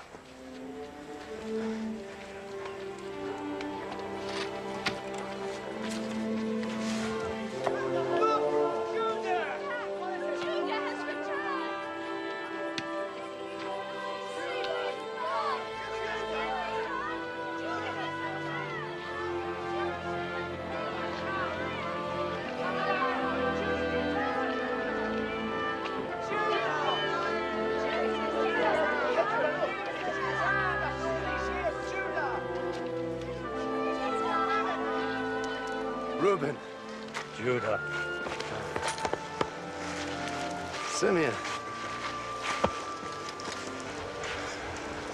Levi. Dan. Naphtali. Gad. Asher. Issachar. Judah. Zebulun.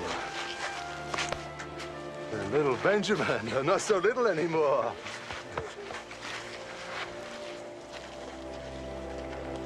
And my father Jacob.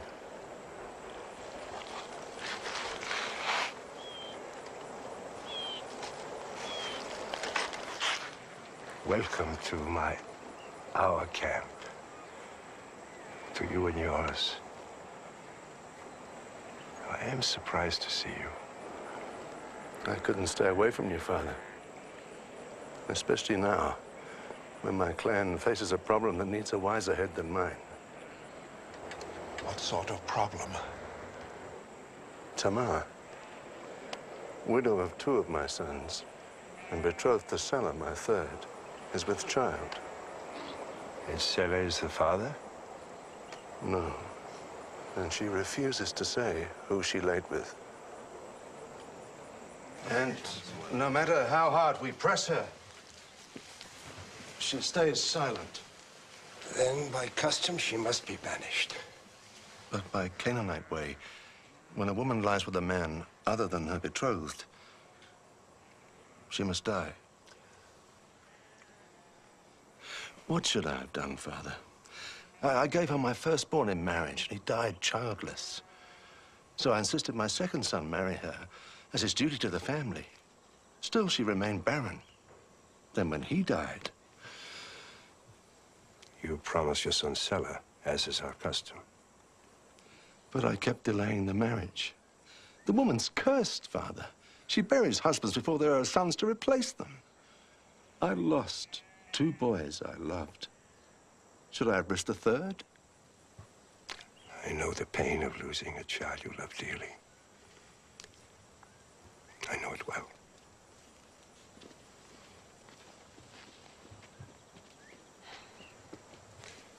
Yes.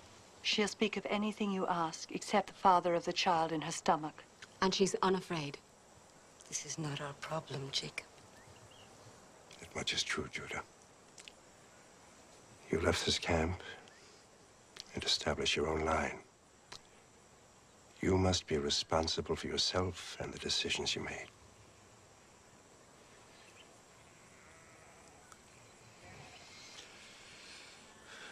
We'll take her back to our camp. There, by Canaanite custom, she must die.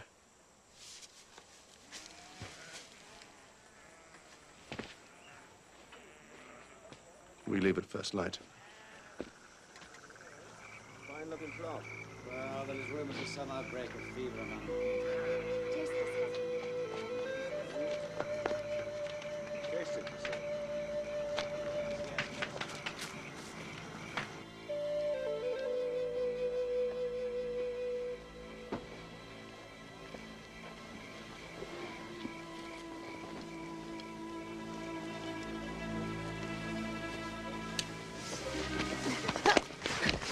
So what do you have, a knife? You think that by killing me you can save your own life? You do me a favor, whore! By trying to spill my blood, you justify my own decision to see you executed.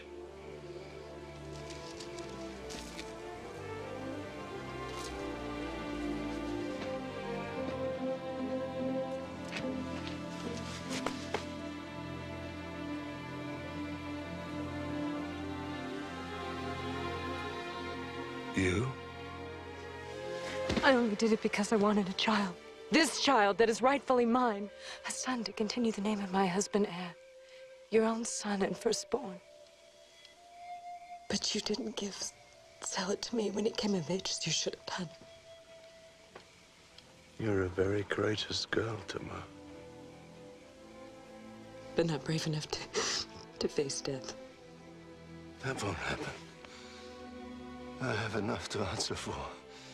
The crime of taking your life for something I have done is more than I can bear. You were right and I was wrong. I should have given you to Sulla. The only sin there is belongs to me. You will live to have your child and raise him as a mother should. Living in your own tent with respect and love.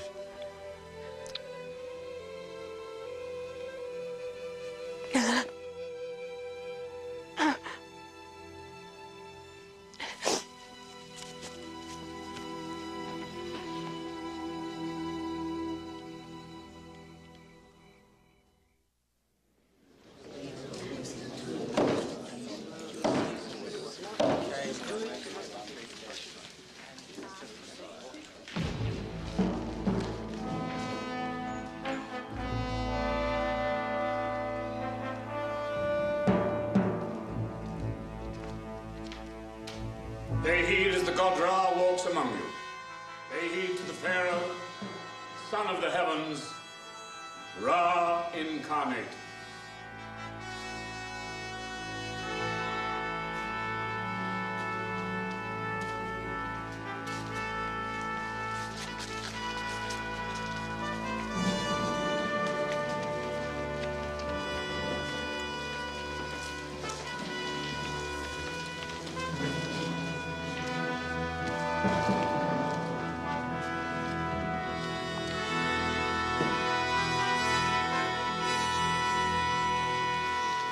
Pharaoh is Ra. Ra is son of Ra. As the god Ra fills the heavens with the sun, so the Pharaoh Ra on earth does the same here below. Potiphar, the gods must be blinding you. A fool can see I shed no light. The Pharaoh is not well. Physician, attend the god on earth. It's not my body that ails. If you knew your signs, Vizier, you'd see it's my heart that weighs me down. I'm beginning to wonder if you know your art. If the Pharaoh is in pain, then let him speak of it, and the answer will be his. Dreams. I'm haunted by dreams. I dreamt I was in the great river, communing with my spirit in the heavens. Near me were 7 wonderfully fat and gentle water cows who seemed to float along with me. It was serene, so very serene. But we were not alone. Horrible, starving cows suddenly appeared, and the thin, wretched cows ate the sleek, fat cows. I woke in a cold sweat, and to my horror, when I finally got back to sleep, I had a second dream, just as frightening. In this dream, there were 7 plump ears of corn growing on a stalk. Then 7 blighted ears, meager and scorched by the east wind, sprouted teeth and devoured the good ears. What can these dreams possibly mean? They can't be a good sign. Let us begin.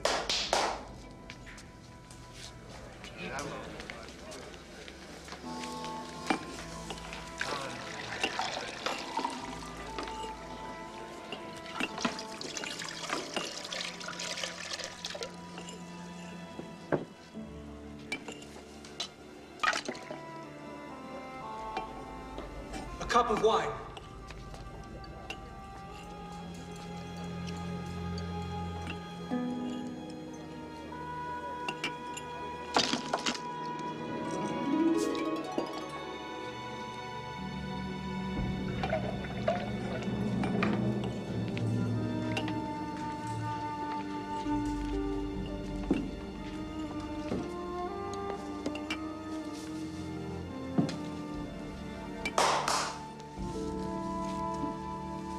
Majesty, as might be expected from the messages to God, there is a balance in these holy dreams. First, the sacred life-giving Nile, and then the divine presence of the omnipotent Pharaoh himself. The healthy cows, and then the lean cows. The ripe ears, and then the unripe ears. I know what was in the dreams. I had them. Your job is to tell me what they mean. We do not know, Majesty.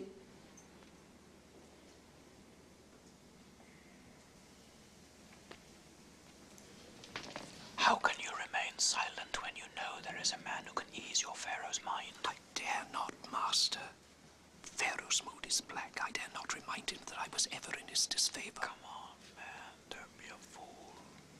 But I am a humble wine-bearer, Master. It is for you, Potiphar, the chief steward. It is for you to speak up. More wine!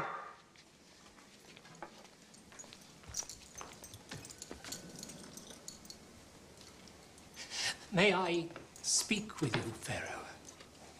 Only so others may not hear.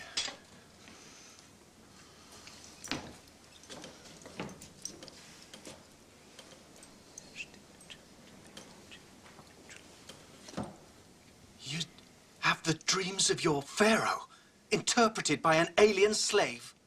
Sire, the Semite slave interpreted both this man's dreams and that of the baker.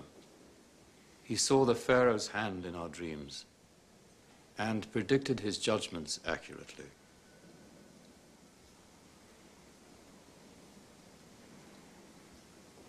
Well, this slave of yours, how is he called? Joseph, sire? Bring me Joseph, the Semite from the dungeon, and tell him nothing about my dreams.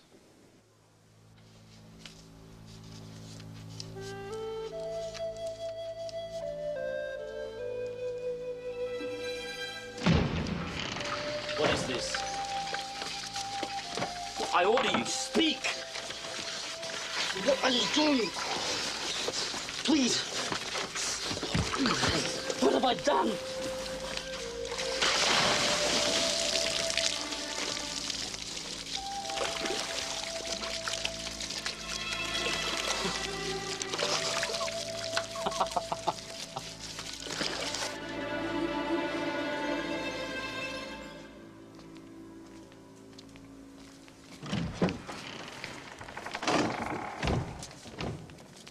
Lie prostrate, quick. I cannot. You know that. You what? Truly, the Pharaoh is greatness itself.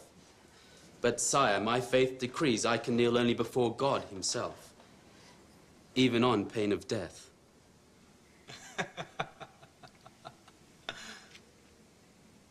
Come forward.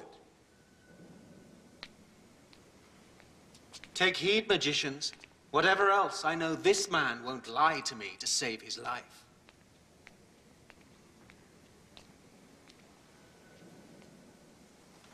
Look upon my face. But surely, great Pharaoh, this is forbidden. Only to people who know I'm God. Since you hold some primitive being in high regard, I expect that you can look upon me without burning up. Try it.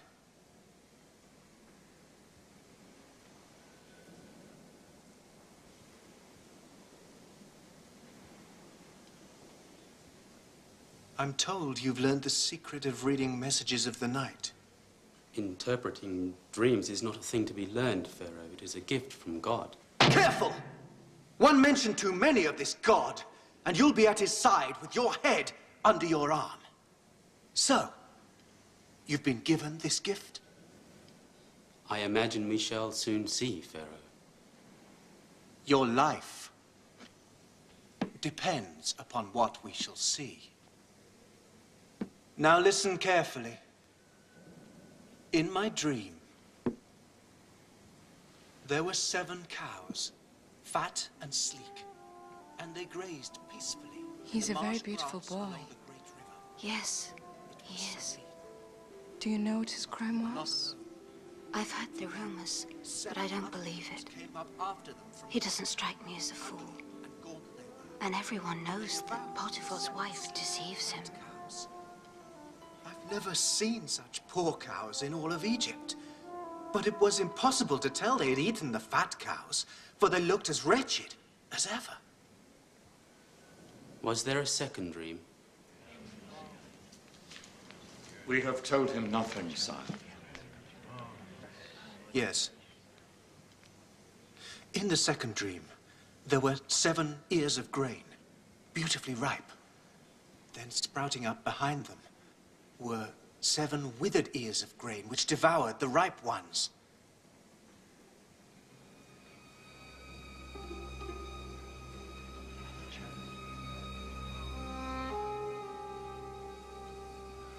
God has revealed to Pharaoh what he intends to do. Yes? Pharaoh's dreams are one and the same. The 7 fine cows and 7 ripe ears of grain represent 7 years of plenty. The 7 wretched cows and 7 shriveled ears of grain are years of great want. There will be 7 years of famine, my lord. Madness. Madness. As if my brother, the sun, and sister, the moon, would send me messages only a slave could read. Potiphar, take him from my sight. Get him back to his dungeon and keep him there until I decide how best to deal with him.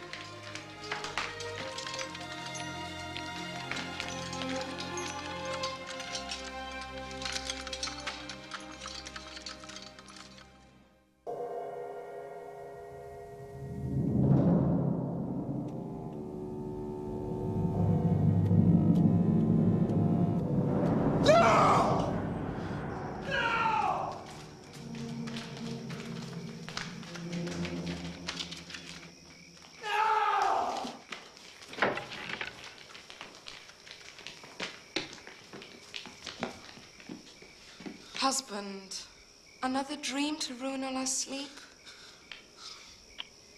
No, the same one.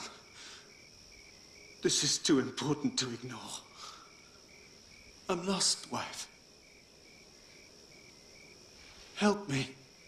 Me? And risk your anger? No, I'll keep my own counsel, my lord. Aseneth here, on the other hand. Yes. Let me guess. She's so taken with this foreign slave. Oh, yes. Nothing escapes Pharaoh's eye, young woman.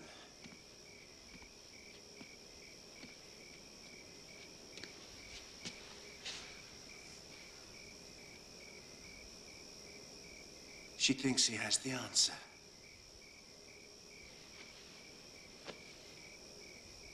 By your own word, Lord, we know he does nothing against his conscience, even on pain of death. And you yourself seem reluctant to see him hanged.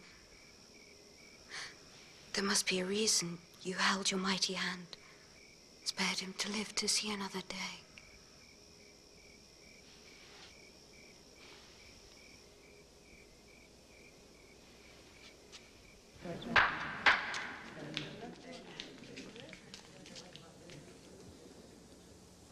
I've thought long and hard of your reading of my messages. Have you? Yes, Master. And? I am certain that Pharaoh has been blessed by a warning from the Lord himself. So, assume then that your reading is accurate. Is there nothing we can do to prevent this disaster? Yes, Master, there is. How? Pharaoh must select a wise and honest man and set him above the land of Egypt.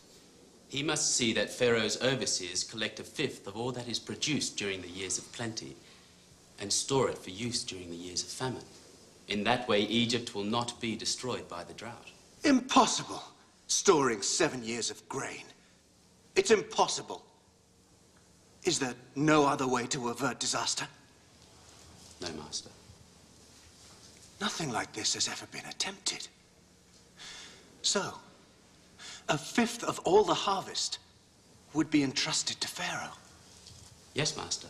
All Egypt would be required to pay you this tribute. It would call for a man of exceptional talent.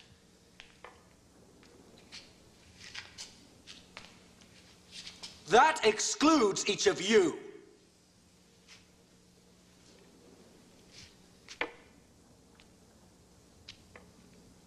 Potiphar, perhaps.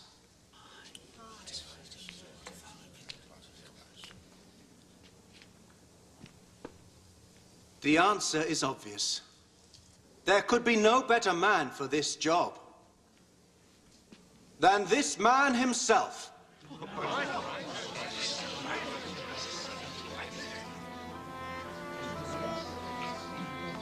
Can we find anyone endowed with the Spirit of God as he is?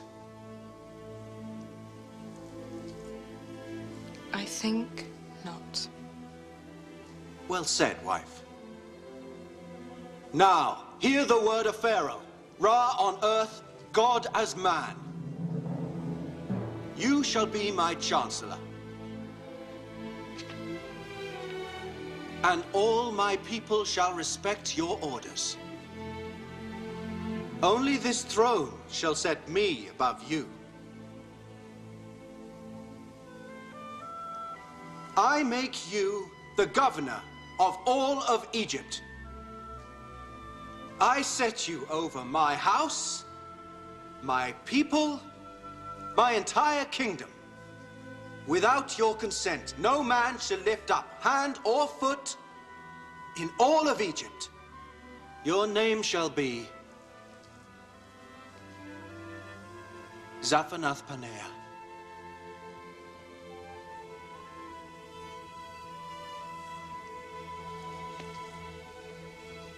And this fine woman shall be your wife.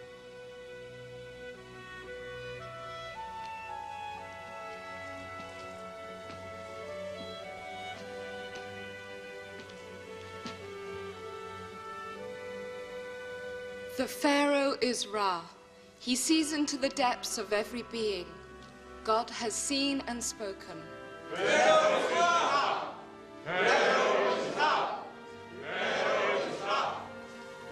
This time your God's blessing makes you master, even of me.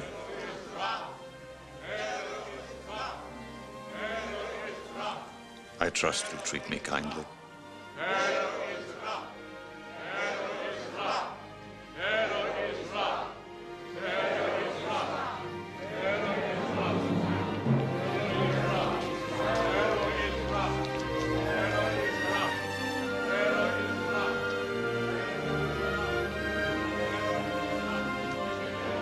What is your name? Asenath. I'm the daughter of the High Priest of On. Excuse me, but what is my name? My new name? I have forgotten it. Zaphenath Paneah. Zaphenath Paneah. What does it mean? The Savior. Am I pleasing to you? Yes, yes. Greatly.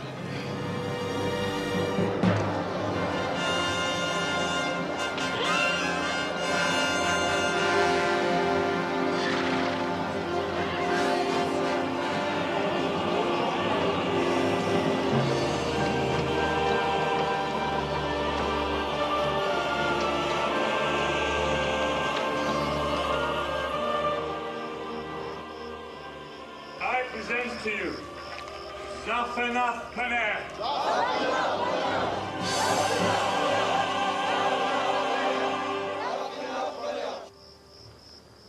If you will permit me, Joseph, I'm sorry, Zaphenath Paneah. In this great task, you'll need someone at your side, as you were once at mine.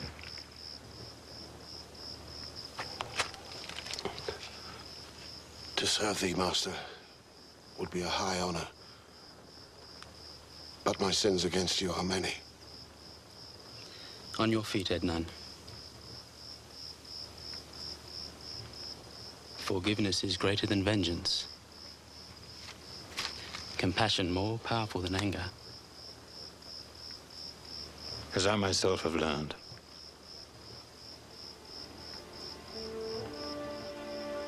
May your God watch over you. Like all Egypt. My life depends on it. Go now. Go.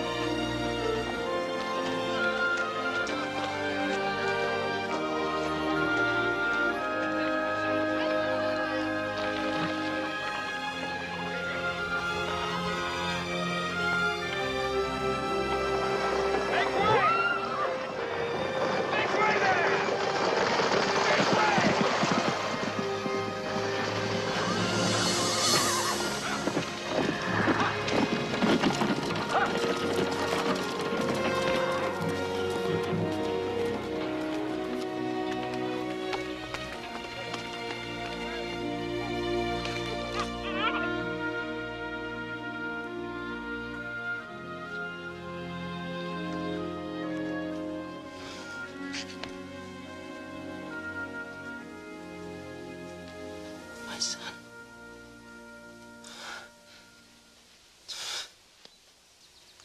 How fortunate a child to have so beautiful a mother.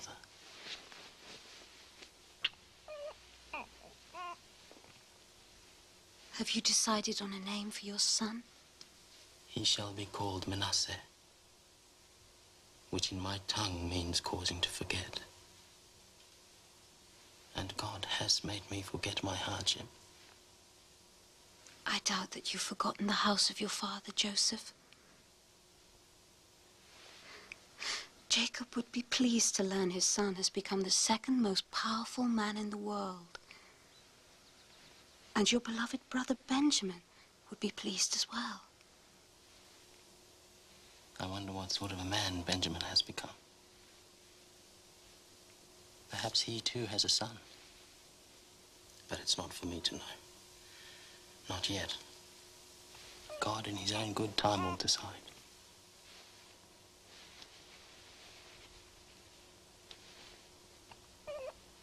My place now is here. With you. And Manasseh.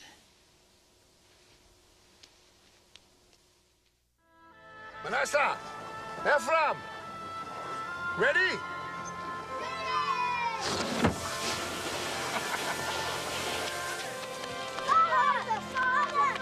Manasseh, Ephraim. You should be learning the ciphers.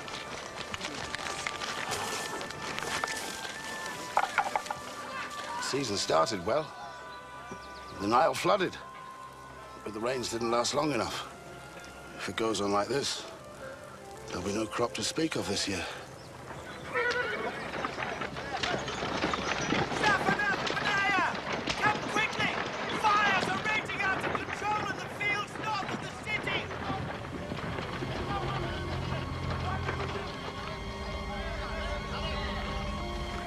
It's begun. As God promised.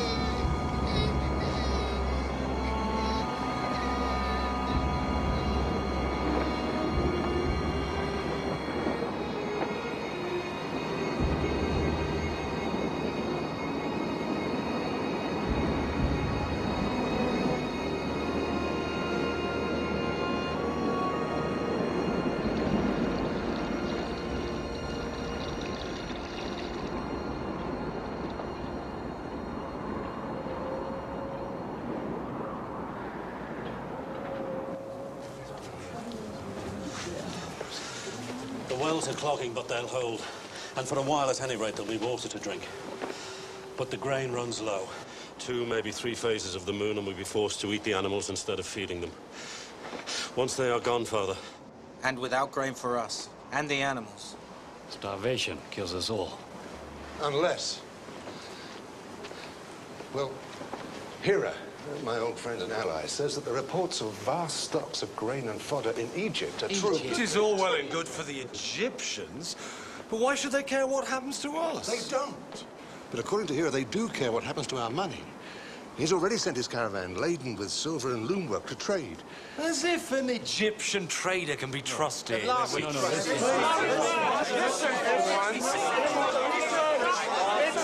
in the hands of private traders. Their pharaoh has set one man above all others to supervise all his affairs. You deal with him. We are not people who measure our wealth in silver. We can't carry fields to Egypt. The animals would die before we got there. We'd better move eastward. Asher, don't interrupt.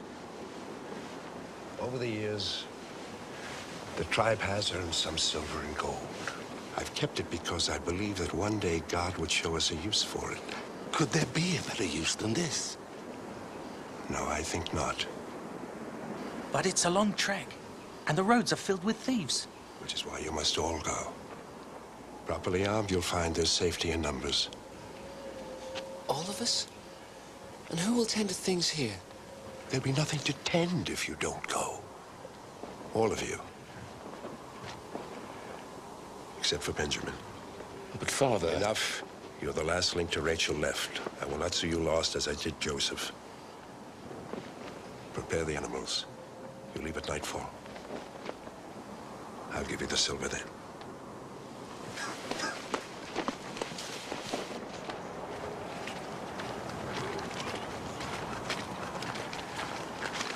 First he raised Joseph above us, now Benjamin.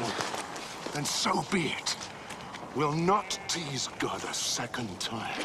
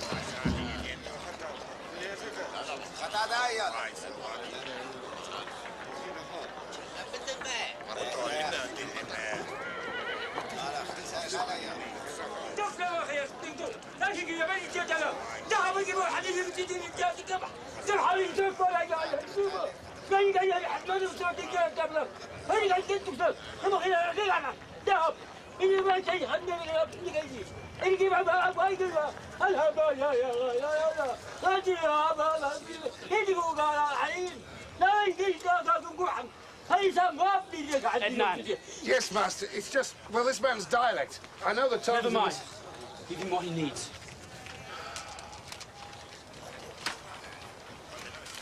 Go, go.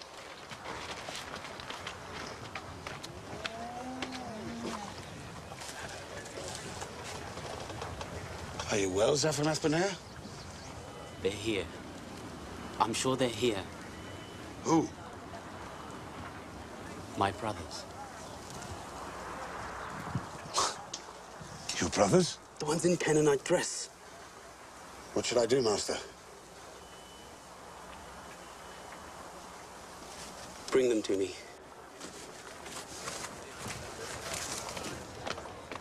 You! Come! All of you, come!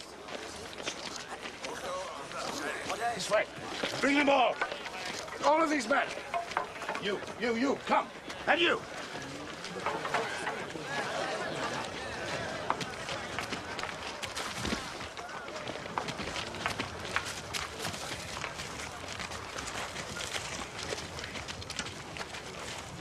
Lift your heads. Look upon your master.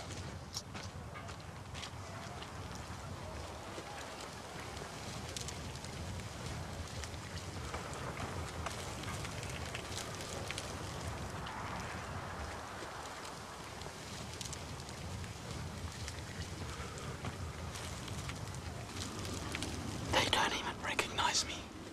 Almighty One, have mercy. We come from Canaan, where the drought destroys everything. We bring silver to trade, so that we and our families might survive.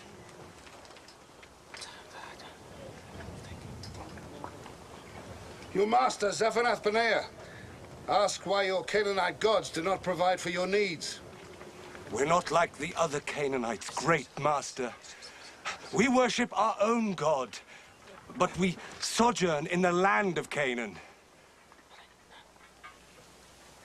The master says you're spies.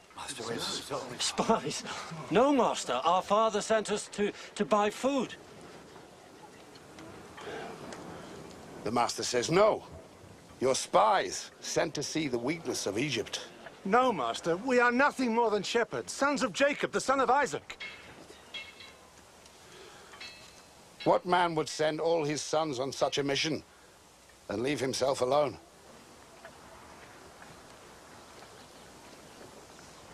What you see are not all his sons. One other, the youngest. He is called Benjamin, remains with our father. A man is fortunate indeed to have such a wealth of sons. Are you sure you speak the truth of your number? There was one other, Master. A brother called Joseph, but he was taken from us.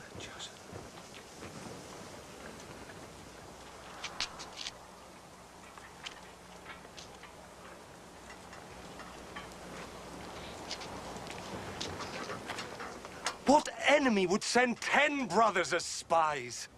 1 or 2, perhaps, but 10? Take them! Now! Take them!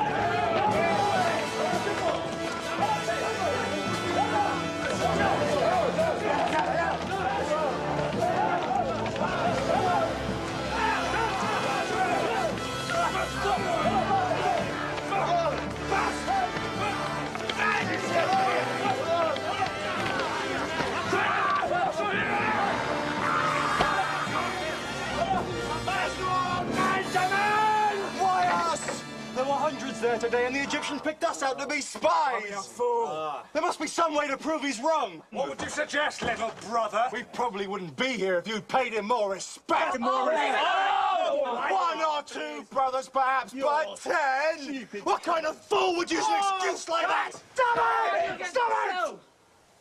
Arguing won't get us out of here. Then what will? Not what, but who? God. Is this his final punishment for what we did? Now we know how Joseph must have felt when we threw him down the well. No! Yes. Right! We have each other. You left him alone. We put him in the well. All of us. There's no point dwelling on that. For 20 years, you've harped on the same thing. But what's done is done. And one thing has nothing to do with another. Are you sure, brother? You think last is Reuben, no!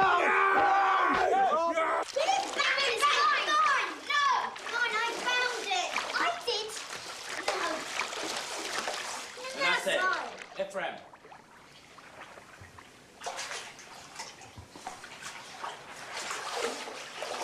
Look what Manasseh did. Yes, we can't have that. Joseph, are you ill?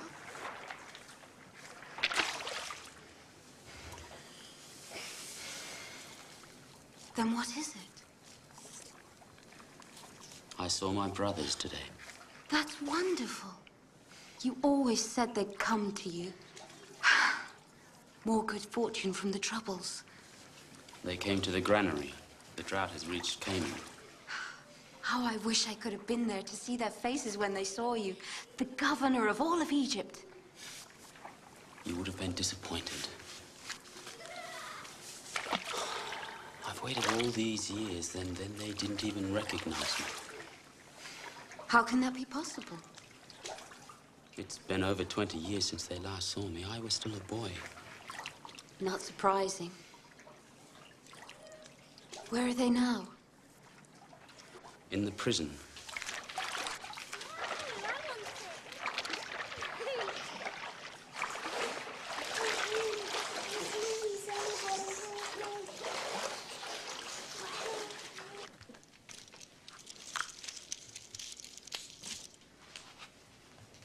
In the prison? Why? Because my anger was stronger than my compassion.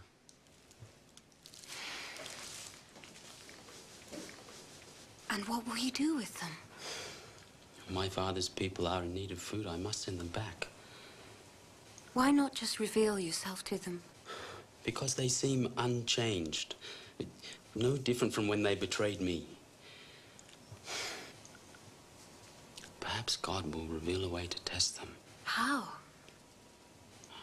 I'm not sure. Well, I want to see these men to whom I owe my happiness.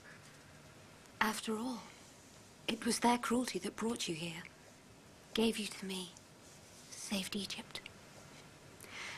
And it's to them our children owe their existence. Another of your curious insights. But I'm not so sure God is ready to see this thing forgotten. God or you? You must bring them. I have to at least meet little Benjamin. Benjamin was left with my father. I'm sorry. I know he's the one who counted most. But they are all your brothers. Blood of your blood.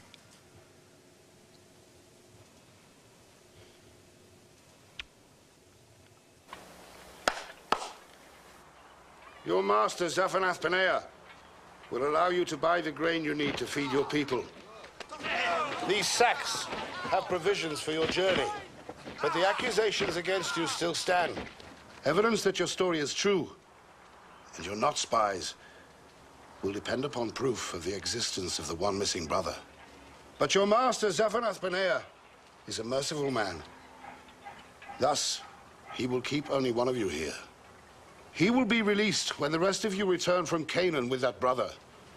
You wish us to return to our father, then journey once again to Egypt?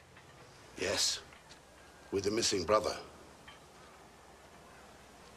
That one shall remain with us. No! No! No! Now go! Leave!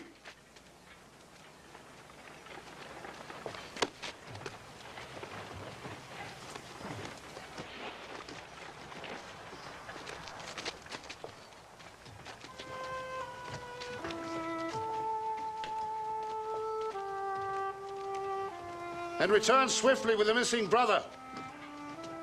You've probably seen the last of them, Master. It will be difficult for them to keep away. The drought has just begun. The silver they gave in payment, did you do what I asked? As ever, Master.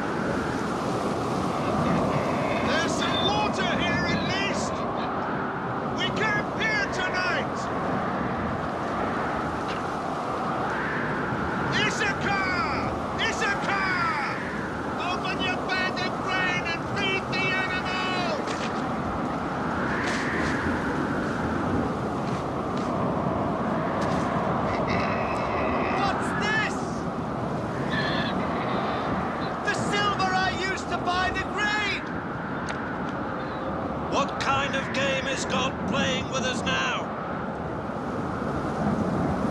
We can't stay here! Feed the animals quickly! We'll travel through the night!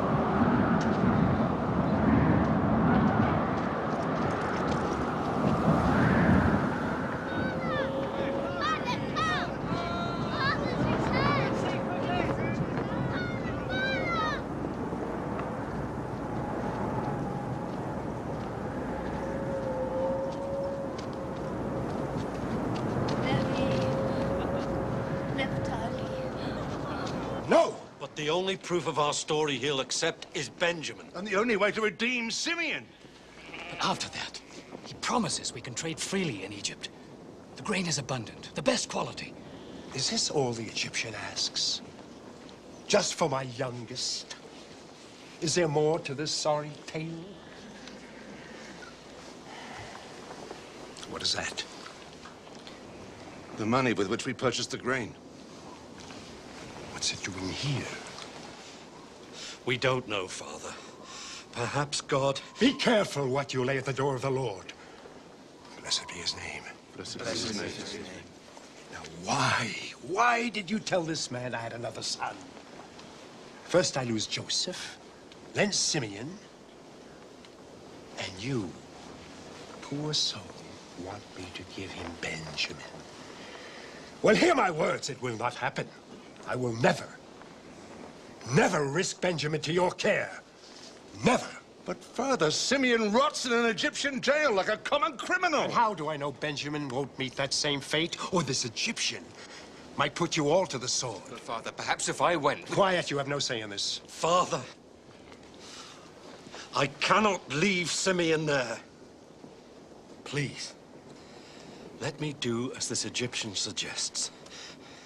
If we don't return, I offer you the lives of my own 2 sons. Typical idea of yours, Reuben. If I lose Benjamin, I can begin exterminating my entire family. Is that your grand solution? Now hear me! This is my last son by Rachel. I will not risk losing him. Now go about your business and pray. Pray that the grain you brought back will outlast the drought.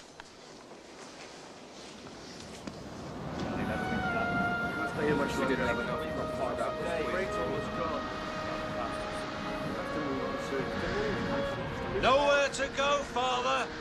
We don't have many choices left.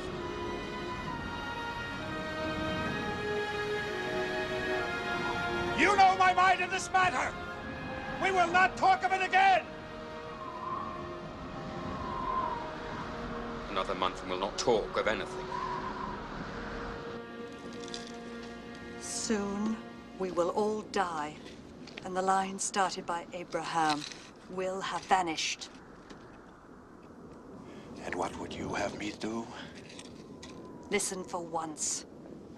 Think about what God promised you. Then listen to your sons, and see if what they have to say doesn't make sense. Unless you want to see us all die, because you're too frightened to trust God. What is this to do with trusting God? Isn't it obvious? He's left you only one way out. One road to our survival. And it leads through Egypt. Egypt is our only salvation, Jacob.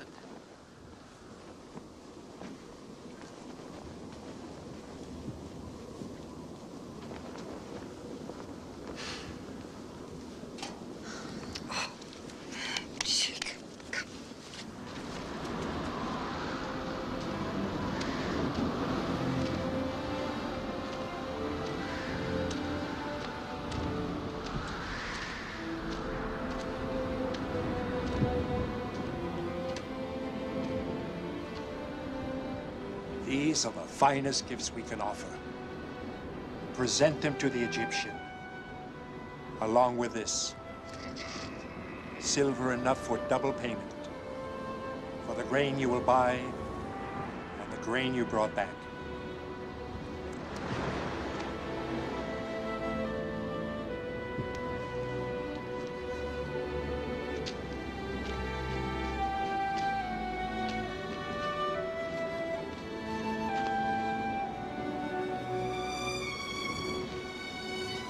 Have an easy mind, Father. All will be well. I know it.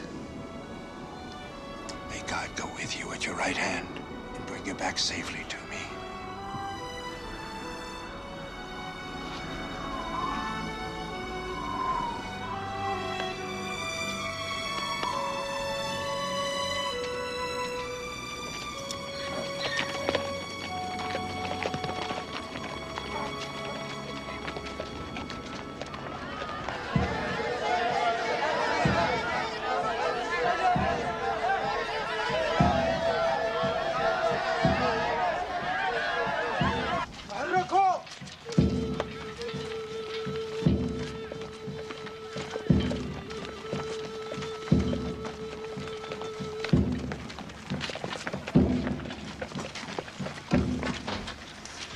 Why have we been brought here?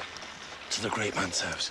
Because of the silver we found in our sacks. I'm sure of it. But we don't know how it got there. All we need to do is be truthful. Silver? What silver? I know I received payment for your grain. But we had money in our grain nonetheless. Here, we offer double repayment. You owe us nothing. Whatever you found must be a gift from that god of yours. Master, our other brother, Simeon. He's in health? Alive, you mean?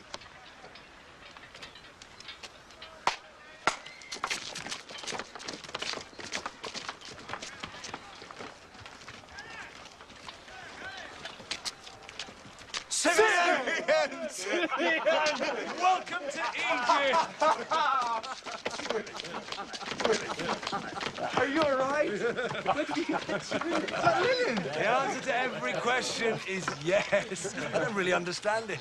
But from the time you went away, I sat back, eating and drinking like the Pharaoh himself. Come, you must be washed before you dine with the master.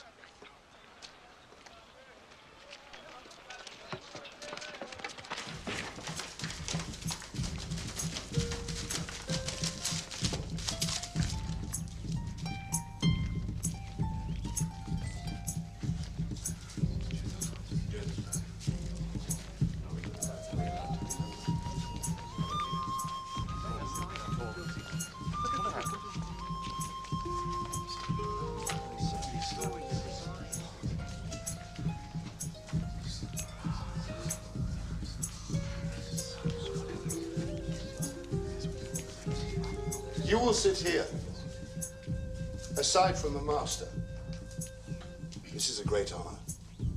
Egyptians never eat with strangers. To them it is considered an abomination. Now, you will sit in the order I tell you. Please.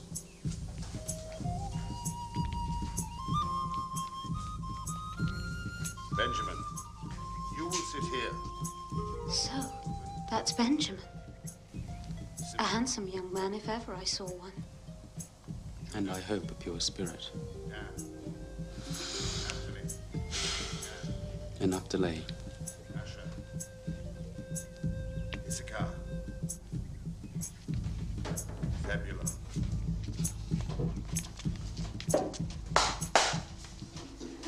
Zaphanath Paneah, he who guides us on the road of life.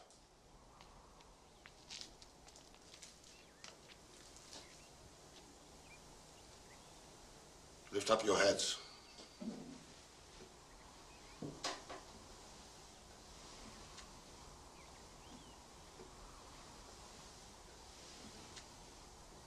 Your master asks, is your father in good health?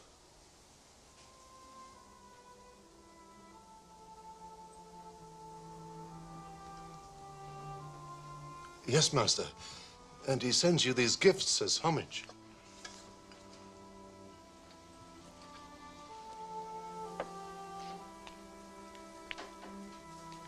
So this is the brother of whom you spoke.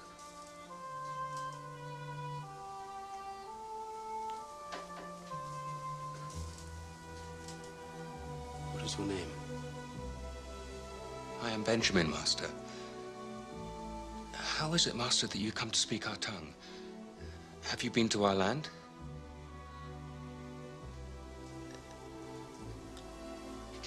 God be gracious to you, my son.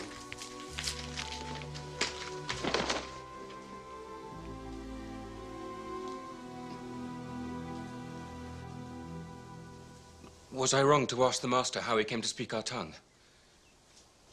The master has traveled widely. He understands a great deal. Look, we're sitting according to the order of our birth.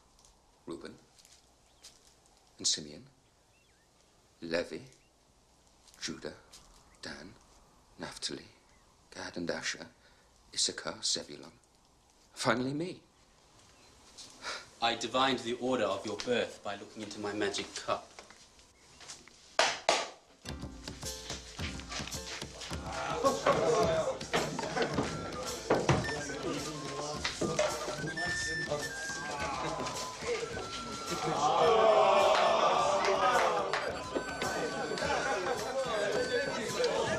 It is a great honor. The master has given you the food from his own plate. Thank you, master. We eat the same dish at home. In fact, this is the favorite food of my father.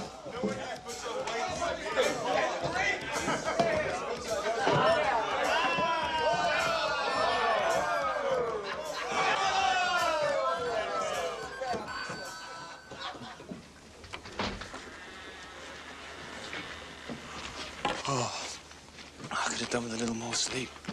I don't understand. He was so friendly last night. Yet this morning he has us roused from our beds before the cock crows and sends us on our way. Look, our asses are already loaded down with grain.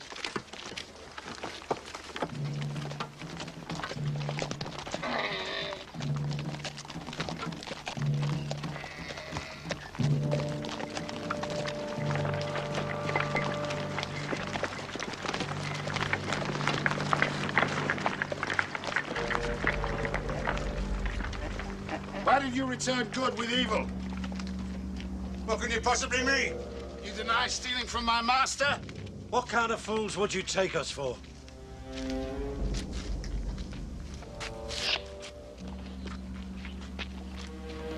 This.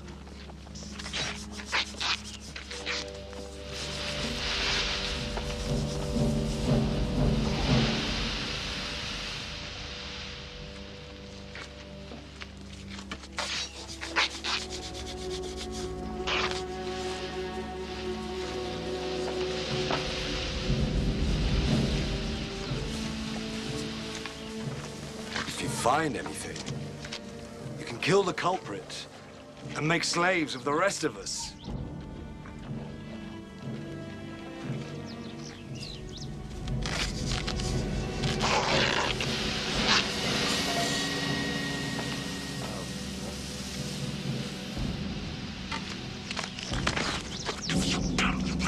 Fool! Have you taken leave of your senses? Why did you do such a wicked thing? Master, we have done nothing. Then how do you explain it? God is punishing us for a crime we committed many years ago. It seems he wants us all to taste the bitterness of slavery. For surely we are all your slaves now.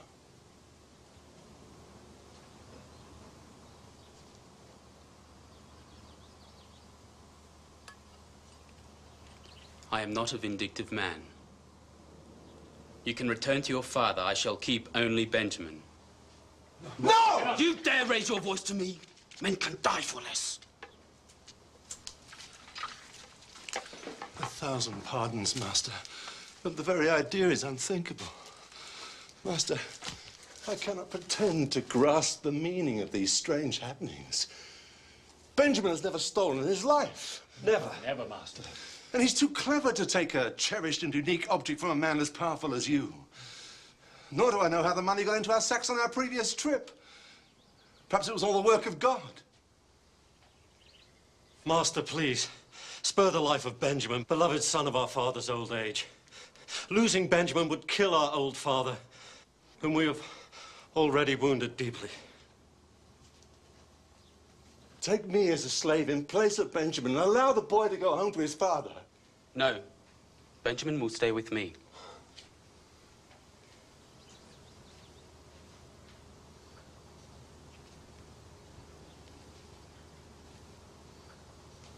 No!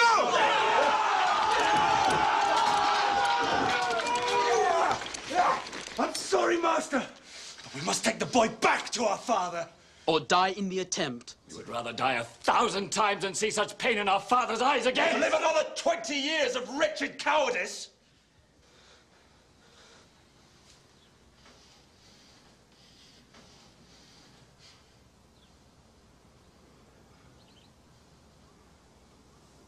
No, Master!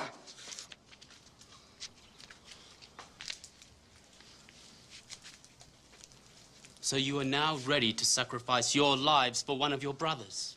Yes. Why then did you not do the same for the other one? The one you said died when in truth you yourselves sold him into slavery. You know about Joseph? How? Because he's alive.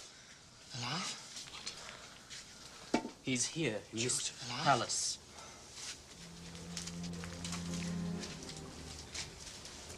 In fact, he's in this room.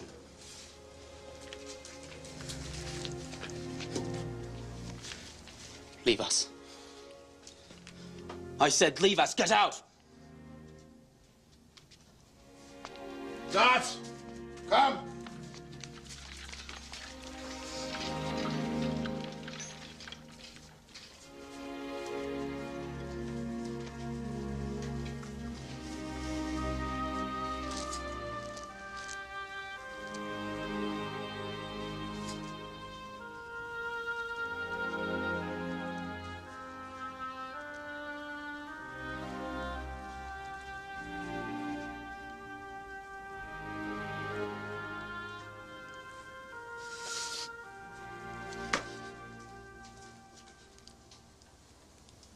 I am Joseph.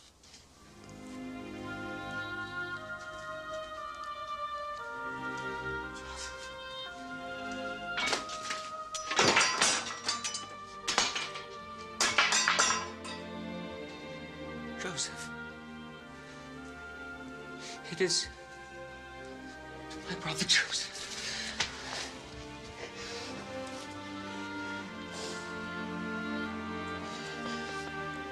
Yes, it is I. But be at peace.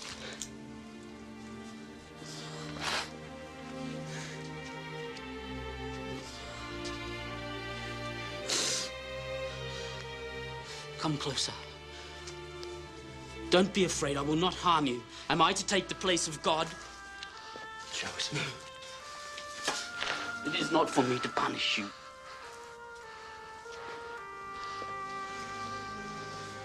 You meant evil against me, yes.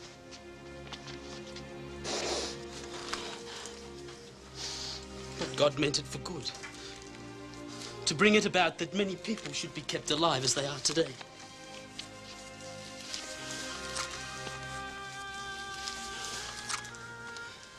So fear not. I shall provide for you and for your families. And especially for our father.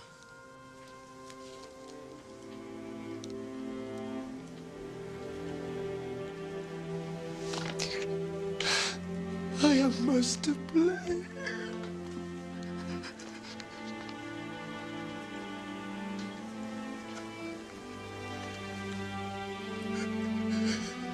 I deserve to be enslaved.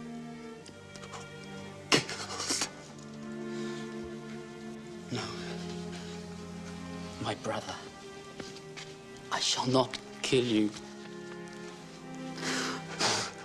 That is not the lesson the Lord, blessed be his name, has put before us.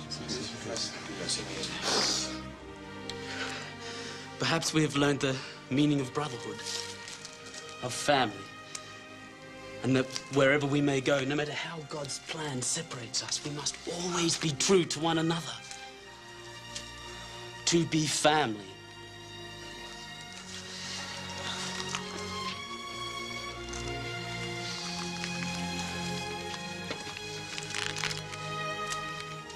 You must return for our father. Tell him of what I have achieved and move him here with all your belongings. I want you near me in the land of Goshen so I may provide for you during the remaining years of the famine. I have spoken to the Pharaoh. All is prepared. Come to me. Come to me. I'm your brother. I am Joseph.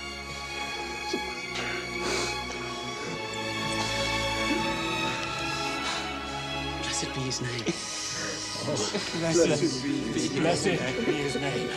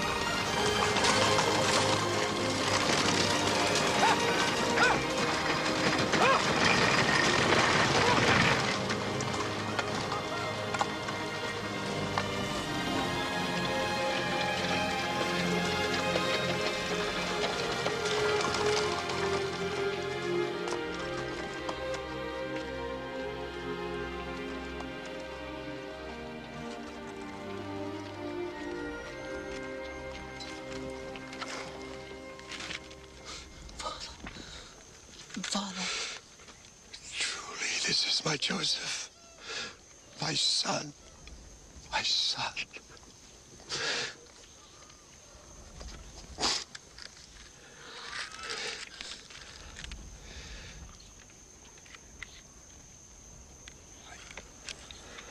I did not think to ever see your face again.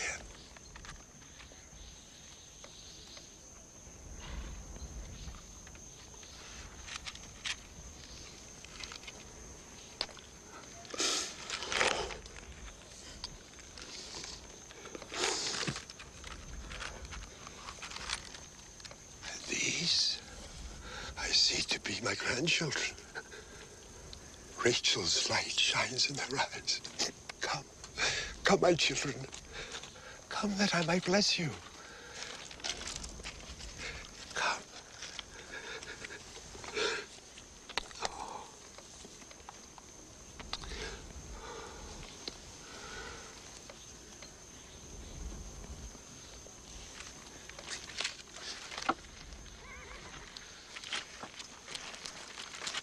I'm indeed blessed that I have again held you in my arms and laid eyes upon your sons.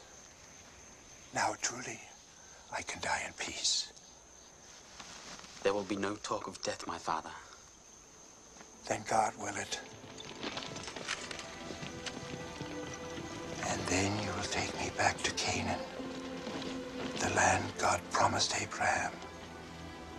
And it will be as the Lord promised. Our descendants shall be known as Israel, and will be a multitude of nations, each brother unto himself, a tribe of Israel.